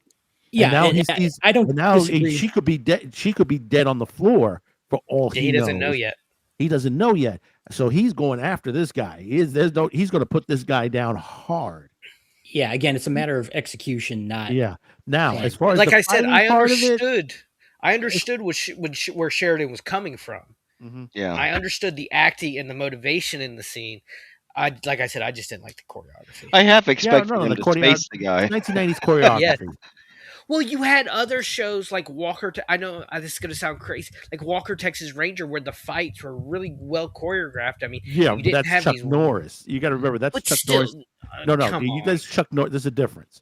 I can go through about 20 shows from that era that had fight scenes on there, and these are similar companies. Some of them are from Warner, some of them are Universal, and some of their fight scenes were like, okay, this is not stuff from Caraco Films or New Line Cinemas, which some of those fight scenes were like, holy crap, to that point. This is 1990s broadcast television. We're still testing these shows on broadcast television. You got to remember, you still got a point where you got to say, okay, we still got censors here. They could tone the things down. So sometimes the choreographs are not the greatest in the world. Okay, let's we're getting late here. Let's move on to I appreciate everyone's comments, but getting on to the end scene here, where Delenn has been treated. And she's okay, but Lanier says, "Oh, we're going to have to cancel the ceremony because it's time dependent for some reason." I think that was unnecessary. That whole kind of that was unnecessary. Well, they wanted to. The religious cast seemed to go overboard a bunch with like the rules and stuff. I'm like, okay, Lanier, just say we can't do it because she's injured. Don't. Come on. Well, they needed to build this foundation to make it so they came to her, I guess. I mean, I don't know. It was a little strange, but they did. So the command staff comes in and gives up their uniforms. Well, Sheridan first. Yeah, it was Sheridan. Well, go ahead, Jeff. You want to talk about what each of them? Well, sure. Yeah, Sheridan. Lanier leaves, and Sheridan says, "Well, we couldn't, since you weren't well enough to come to the ceremony, we figured we'd bring the ceremony to you." Now, mind you, it's just the four of them, I think. Sheridan, of course, is first, and then Ivanova, and then Garibaldi, and then Franklin in his only scene in the entire episode. No, he was the one who saved her, wasn't he? Didn't he show up to save Delenn? Not that I remember. I think this is the only time I remember him seeing him in the entire episode. He's not part of the command staff when they change their passwords. He's not. I don't think he's in any of the meetings. I think the only time he shows up in this episode is when he sets down his uniform and finally admits he has a drug problem. Well, yeah. So I was going to get to that here. Sorry. So Sheridan says, basically he comes out and all but says that, he loves Delenn. Garibaldi says he's afraid sometimes. All the time. All the time, yeah. Losing his emotions. No, hold on. He doesn't say he's afraid all the time. He's afraid of what? Losing control of his emotions. If he let go. Yes. Is what he says. Yes, you're right. And then Ivanova, apparently, Can I say it? Can I say it? Go ahead, man. Say it. All of a sudden, she's a fucking lesbian. Out of What? the blue. No. I mean, All of a sudden, she Ivanova- says, I think I Ivanova love does Talia. Babylon 5. Pachika-wah-wah. And during the big famous Phoenix Comic Con panel that had the entire cast on it, Claudia Christian said that was out of the blue. All of a sudden, we're lesbians.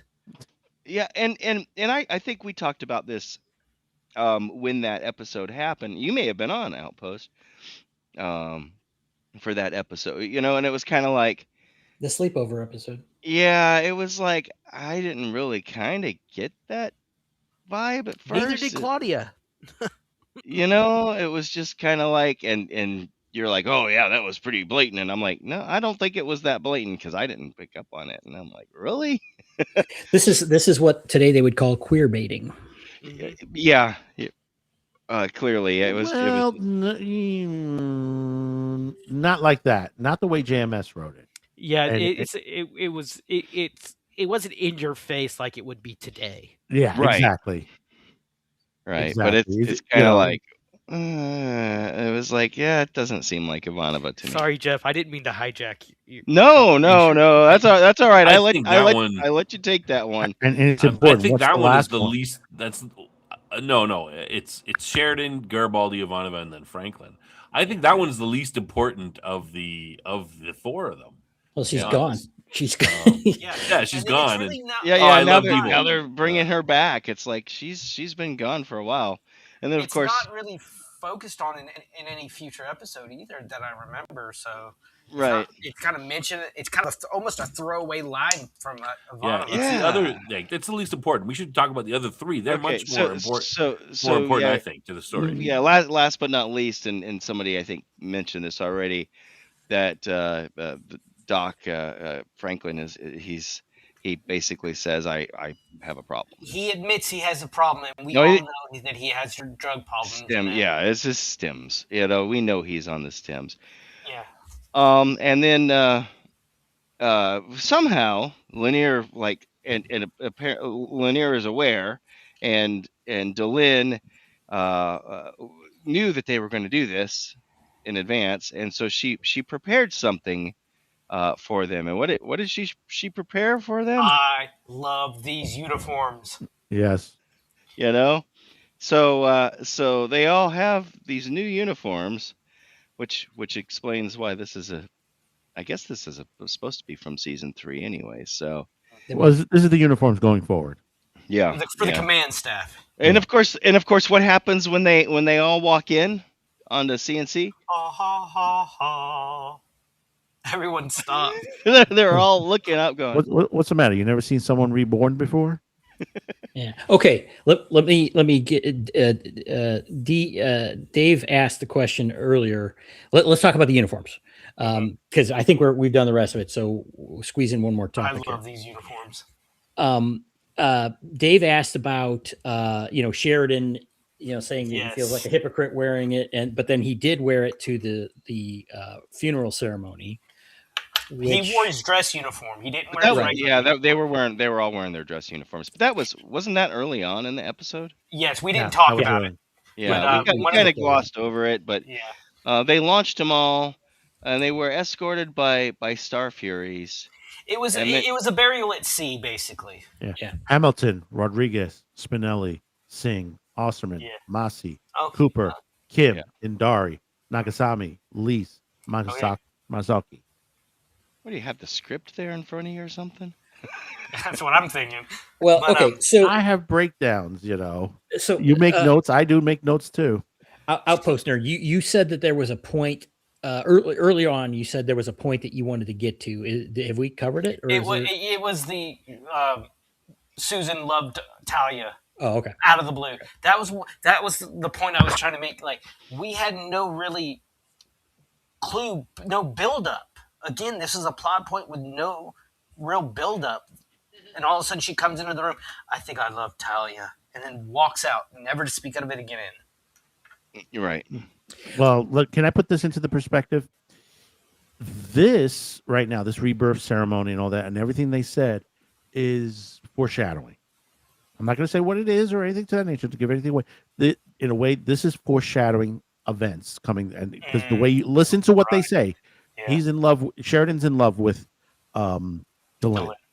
Okay, Ivanova is, she was, had romantic feelings for Talia. Garibaldi admits his fear of losing control and his emotions, and then of course the Stims and Franklin. Franklin loves drugs. These are Garibaldi things. loves violence. Yeah, but the thing about it is, these are all things that what is to come because of what they have admitted to. Mm-hmm. What is beyond this point? I think out of all of them, one of them will be resolved soon. I'm not going to say which one, but yeah, there's not going to be any spoiler. We're pretty much spoiler. We try to be spoiler free. Mm-hmm. But I want to just get back to the uniforms. I think, for me personally, these and the DS9 later uniforms are my favorite uniforms in science fiction. Mm. I love like the grays and the contrast, and how, if you noticed too, when they pan across the group in CNC, they have pins that I think that, like, it's their insignia. Well, their rank. Their rank is still representative. It's their departments, kind of like how the bar. You have a different shirt color, different colors in Star Trek. Like, mm-hmm. I think like one of them is green. I think Susan and Sheridan are red. Oh, for command, yeah. Yeah, it's now but the bars, the metal bars, they still have the metal bars, because it's like the gold and silver represents that would be like a lower rank, whereas the all gold, I think it would be Sheridan. What is does Garibaldi actually have a rank? I know he's security chief. He's a warrant officer. He's a chief. Yeah, he's a chief. So he's a chief warrant officer. So he's enlisted. Right. He's an enlisted other three are officers. Yeah. Okay. I always wondered that, because I know they call him chief. So he's a chief warrant officer, Michael Garibaldi. Yeah. Okay. So I mean, that's basically my father-in-law was a chief in the Navy. Yeah. My dad was too. Yeah. So I mean, that was kind of, he was enlisted, but he basically he was an officer, just not from NCO perspective, or he was an NCO, not a commissioned officer. Yeah. Okay. Okay. Let's. Cam's got one more thing. We got 50 people watching. Just help us out. Like and subscribe, everybody. We'd appreciate that. All right, Cam, we're gonna go. One more topic, and then we're gonna sum up. I think. I agree. I think the uniforms are really cool, but I didn't take it this way when I first watched it, but I did on this one, and it. Okay, so the background of all this is that they have broken away from Earth in the atmosphere, or in the environment where it's like, this alien influence is bad, and da da da da da. Okay, these guys walk in abandoning their Earth uniforms. If and I am the I'm saying from the perspective of other people, staff. Yeah, they didn't break away from Earth saying we hate Earth and we're against Earth. It was Earth has turned on us.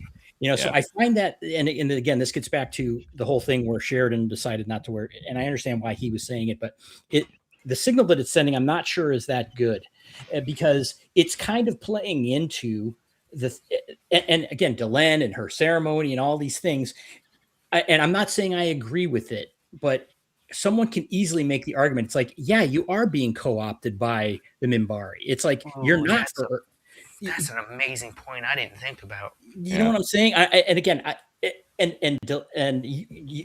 You were talking about JMS's thing with the Minbari religion and all that. It's like, yeah, they're kind of going native here in terms of the Minbari.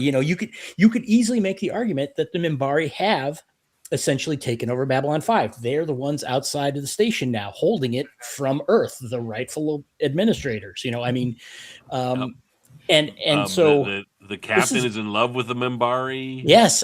Yeah. This is a real bad move. She's manipulating him, right? Yes. She's all of these things. But this started from the last episode. Remember when the Minbari showed up? What did the Air Force commander says? You have no jurisdiction here. Yeah. And she went through that whole situation, and what happened? Earth Force just turned their tails and ran. So Now I you got love this. her line. I love that line. I'm sorry, Yeah. sorry to cut you off.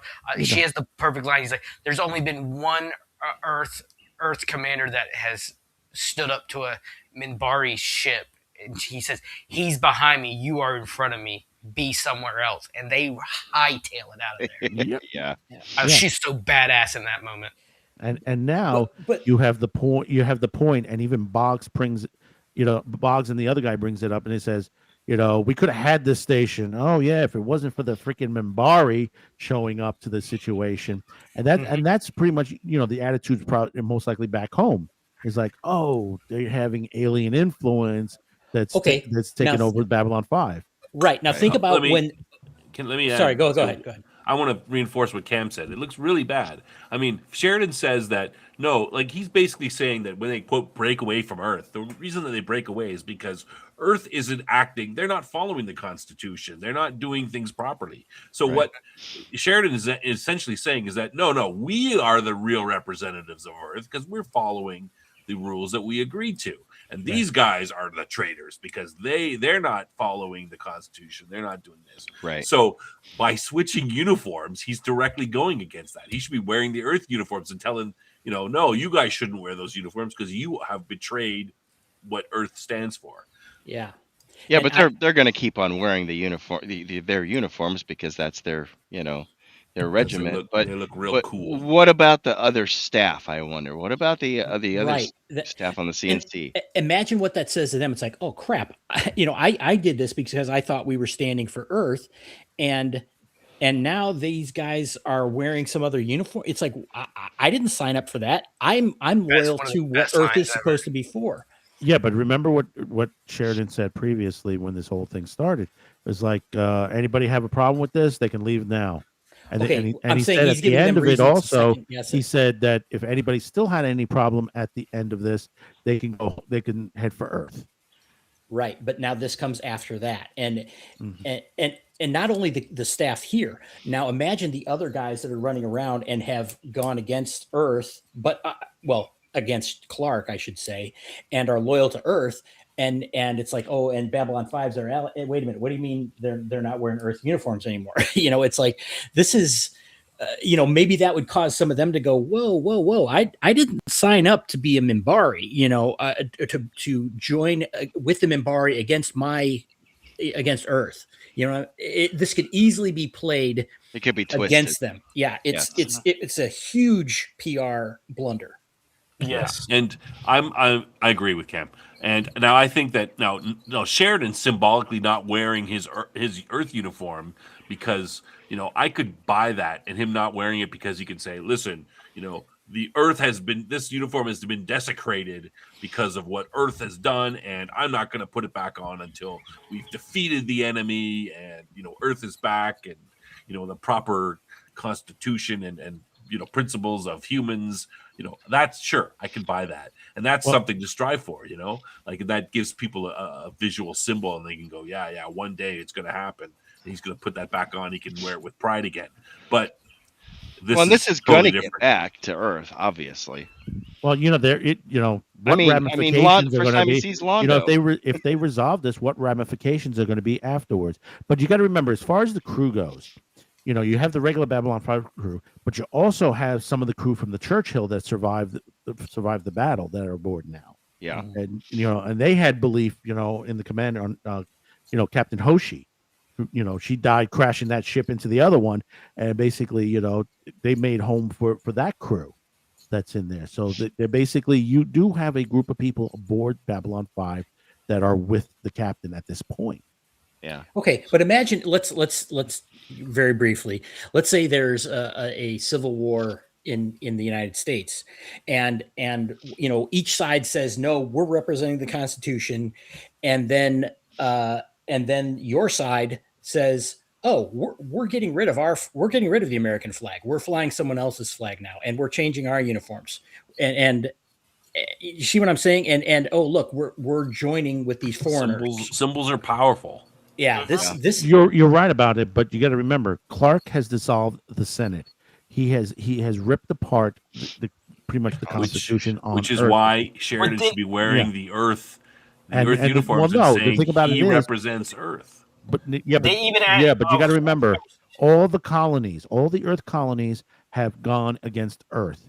Babylon 5 But has Earth, gone against they're Earth. happy with it. One of them, I can't remember who. What? Or it was the that major.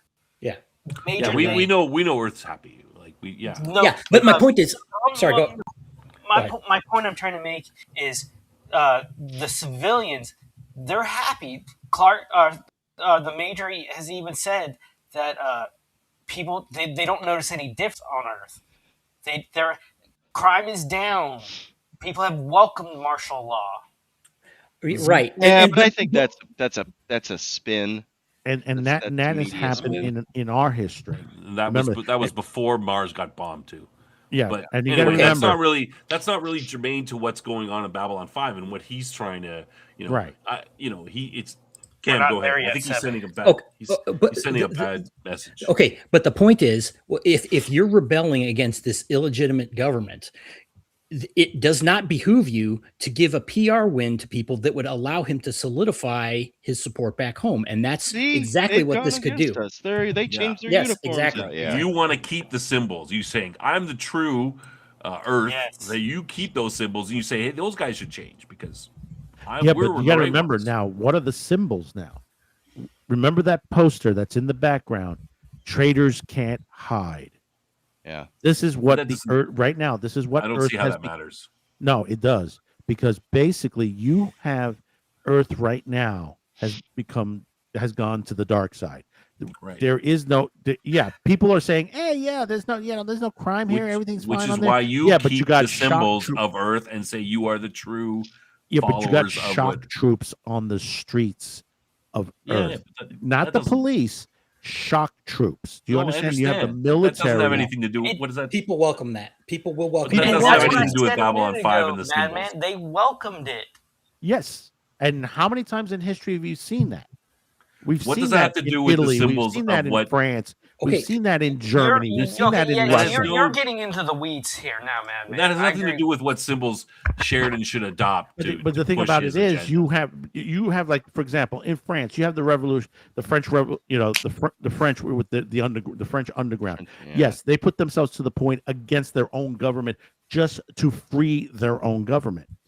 Sometimes you have to take a stand against your own government, whether you're wearing the flag or not. Sometimes you wearing that flag could say, "Hey, look, do you agree with what's going on Earth, or That do is you what disagree?" exactly what Cam has said.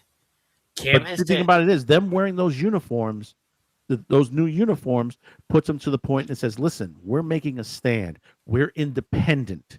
We're not with Earth anymore."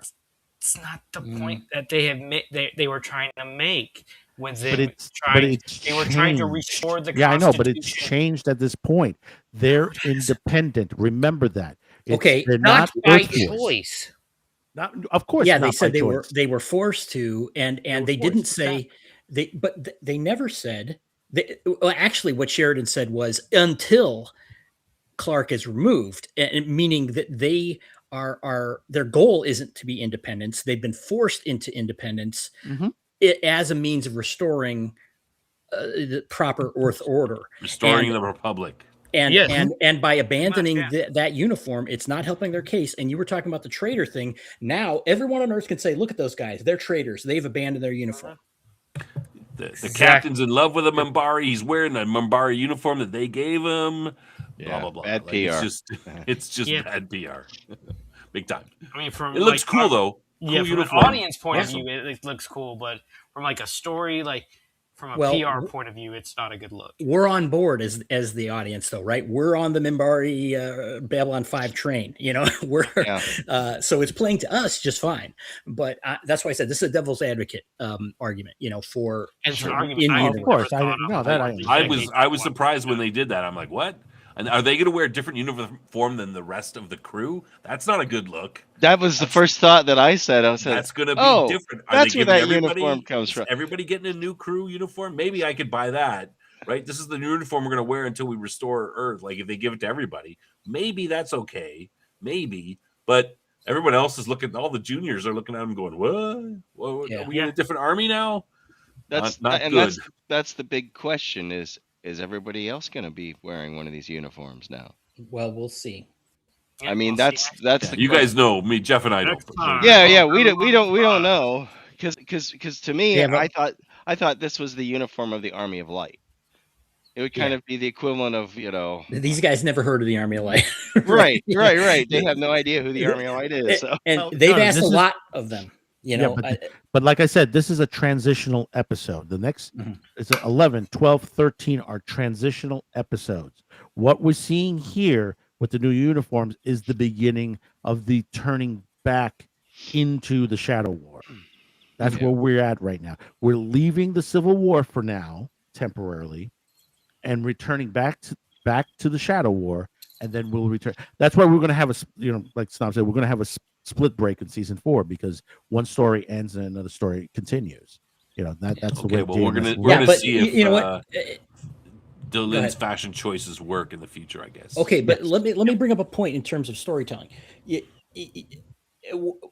We've seen this before, but as it's originally, you can't say, "Oh, but episode 12, 13, and 14 are this, so XYZ." That doesn't exist to someone who originally watches this, right? Exactly. No. I'm just saying in the writing into this, this goes for any science fiction story. When you have something, you have when you write a story, you basically, when you're transitioning into a new arc or you're continuing in a different arc, you want to create a couple of stories in between that will take you from Sure. what was previous and start to move the story back into something different.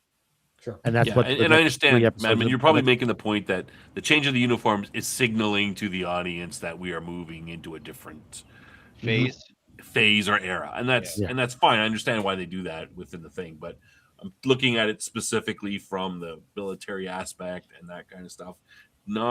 Doesn't seem like a good move. Okay, so I'm sorry I've taken everyone on that tangent, but I thought it was interesting as well. It's a that's topic. great. It's a point of view I've never thought. I didn't think of before. Oh, it's a great perspective on that. I enjoyed that. I can tell you, I was not expecting this uniform to show up yet.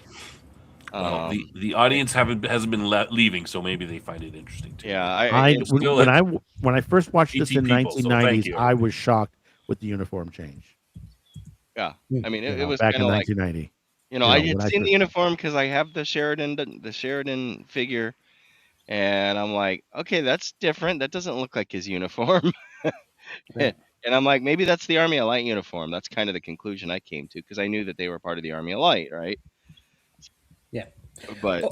anyway, Okay, so Snob, just remember that myself and Jeff have not seen past this episode, and the other guys all have seen the entire series. So we're watching it for the first time. So I'm looking at everything that in perspective. But yeah, all right. No, Cam, we can go on. You want to? You have anything else you want to start summarizing it? I forget. Do we do trivia first or we do summary first? We usually do the summary first. Okay, and let's then just trivia is the let's last go thing we usually do. So everybody wrap up and give your final thoughts and rating. Let's start with Outpost because he's our special guest. I thought it was the episode really focused on consequences and kind of dealing with those consequences and how they can lead into other things and lead into other changes. I thought for the most part it was really well done. There were some parts where it was kind of like, here's a story plot, boom, right in your face. No, or some of the choreography. I think if I hadn't studied, it wouldn't have bothered me so much. It's like the burden of knowing kind of thing. All in all, I give this. I think it's a really well done transition episode, like Madman was saying about it. I think I probably give it a 7 out of 10. It wasn't the most action packed, like laser, like space battle kind of episode that we've seen in the past, but it was a decent episode narrative wise. So I give it like a 7 out of 10. All right, Jeff, you want to go next? Oh sure. Don't be too excited. Well, you want me to do a jig? I'm next. God. I don't know where that came from. It's a birthday Hey, boy. thanks. Where's my cake now? Yeah, where is my cake? Damn it. No, I mean, it was a pretty good episode. I think uh, it, there was some things in it that was like, okay, yeah, I don't know why they did that. It was like the computer thing was kind of goofy. It was the whole Mr. Marcus there taking out the whole table and then the whole bar, and then and then of course, you know it's funny, but it was like, oh, maybe not. I don't know. That was kind of a little, yeah, he's well trained, but but numbers sometimes do have favor, and I'm kind of surprised that he managed to pull that off. Um, I think I understood where they were going with the turning in the uniforms. I it's kind of symbolic that they're all like, look, we're just, and they're all wearing like civilian clothes when they come in there and see her, and they put their, they'll have their fancy 1990s shirts on, with rayon and all that stuff. Um, but yeah, the new uniforms did kind of take me by surprise. Overall, I think a 7 is probably not a bad number. 7.5 maybe at the most. It was definitely This is definitely a coming down, from the previous two episodes, which were very, you know, action oriented, and that was the big roller coaster ride. Now we're coming back into the station.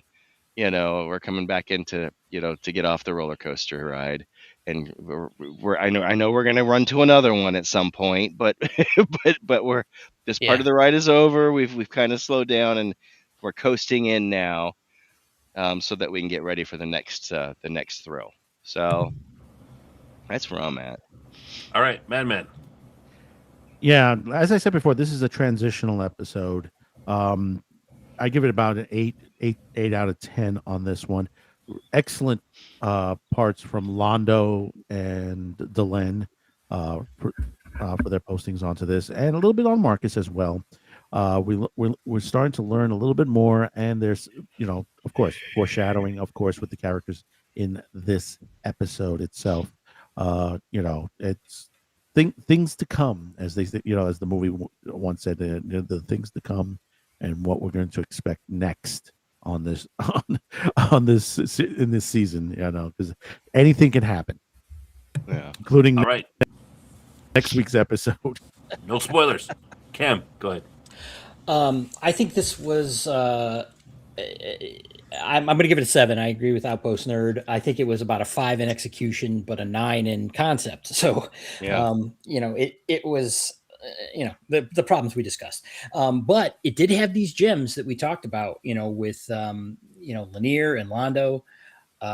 So those were really great moments.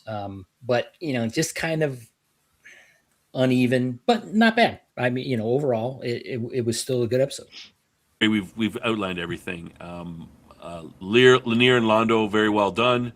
I particularly, as I mentioned earlier, particularly like we're getting a little more reveal about this Minbari philosophy and culture, and that's kind of a personal thing. I'm kind of interested in where he got that from and what pieces of he's pulling from other Earth cultures to build his Minbari philosophy sort of thing. And if I ever get a chance to interview him, that's one of the questions I'm going to ask him for sure. But I do agree with what everybody else has said. This was a solid, a solid, decent episode. Not quite as great as the last one, and I'd be putting it at a 7, 7.5, somewhere in that area as well. Yeah. So we seem to be all in agreement. Oh no. All right. Okay, let's we'll do trivia questions, and then we'll get out of here. Thanks everybody again for showing up. Please again like and subscribe on your as you're going out. Helps us out with the algorithm and all that good stuff. All right, let's do trivia for next week. So for this episode, Episode 11. What is the name of the AI personality? I don't know if we mentioned that one. What is the name of the Minbari rebirth ceremony? That one is a little bit, I think she mentioned it only once or something. I had to look it up to find out. What are the 3 passwords used to reset the computer? How many fronts are the Centauri fighting on? I think we mentioned that. And what does Market say he's afraid of? We didn't talk about that, but it's kind of a funny throwaway line. But yeah, tune in next week. We'll give you the answers to those questions. Yeah, and of course, right. next week, assassins and weddings. What could that mean? Well, that's not the name of the episode. No, it's not the name of the episode. I said we're assassins and weddings for next week. Sick Transit Veers next week. More assassins? 7.09. That's a good number. Yeah, all right. 7.09. Okay, so Outpost Nerd, what's coming up on for you? YouTube wise. YouTube wise, real life has taken kind of a front seat to YouTube right now. So I got nothing concrete. I got a few ideas, nothing concrete yet. So just keep an eye out on the Outpost. So all right. Yeah. Yeah, and I should be putting these up while I'm doing it. All right. Okay, Madman. All right. We got right now we have a Peter Jurczyk video looking back on Tron. Tomorrow we got a video on the UK Media Act of 2024, which is now going after Netflix and the rest of streaming for the control on there. What's going to happen next onto that? Tuesday, the next episode, which we're going to watch tonight, of Star Trek Academy, which is directed by Jonathan Frakes. In fact, we're going to have a special guest panelist, and we're going to have to be at our best behavior. It's Antiderivative Jill's going to be joining us on Tuesday. Oh my God, girl. And she's going to be joining us. She's a big major Star Trek fan on there. I was on her show last Friday. We talked about William Shatner, which that's still available on her channel on there. Do check it out on there as well. And we're still working on the new show. We're going to make the announcement in about 2-3 weeks. We're going to make the announcement of what show is coming that's going to replace a Taco Thursday. All right. Looking forward to that. Jeff. Oh, let's see. Oh, wow. Is it still got Man up there? No. Huh. It's you and. You're watching the live. You're watching the feed from YouTube, aren't you? No. It's weird because something happened with Restream. It's just showing the. Any rate, yeah, we're supposed to have. Well,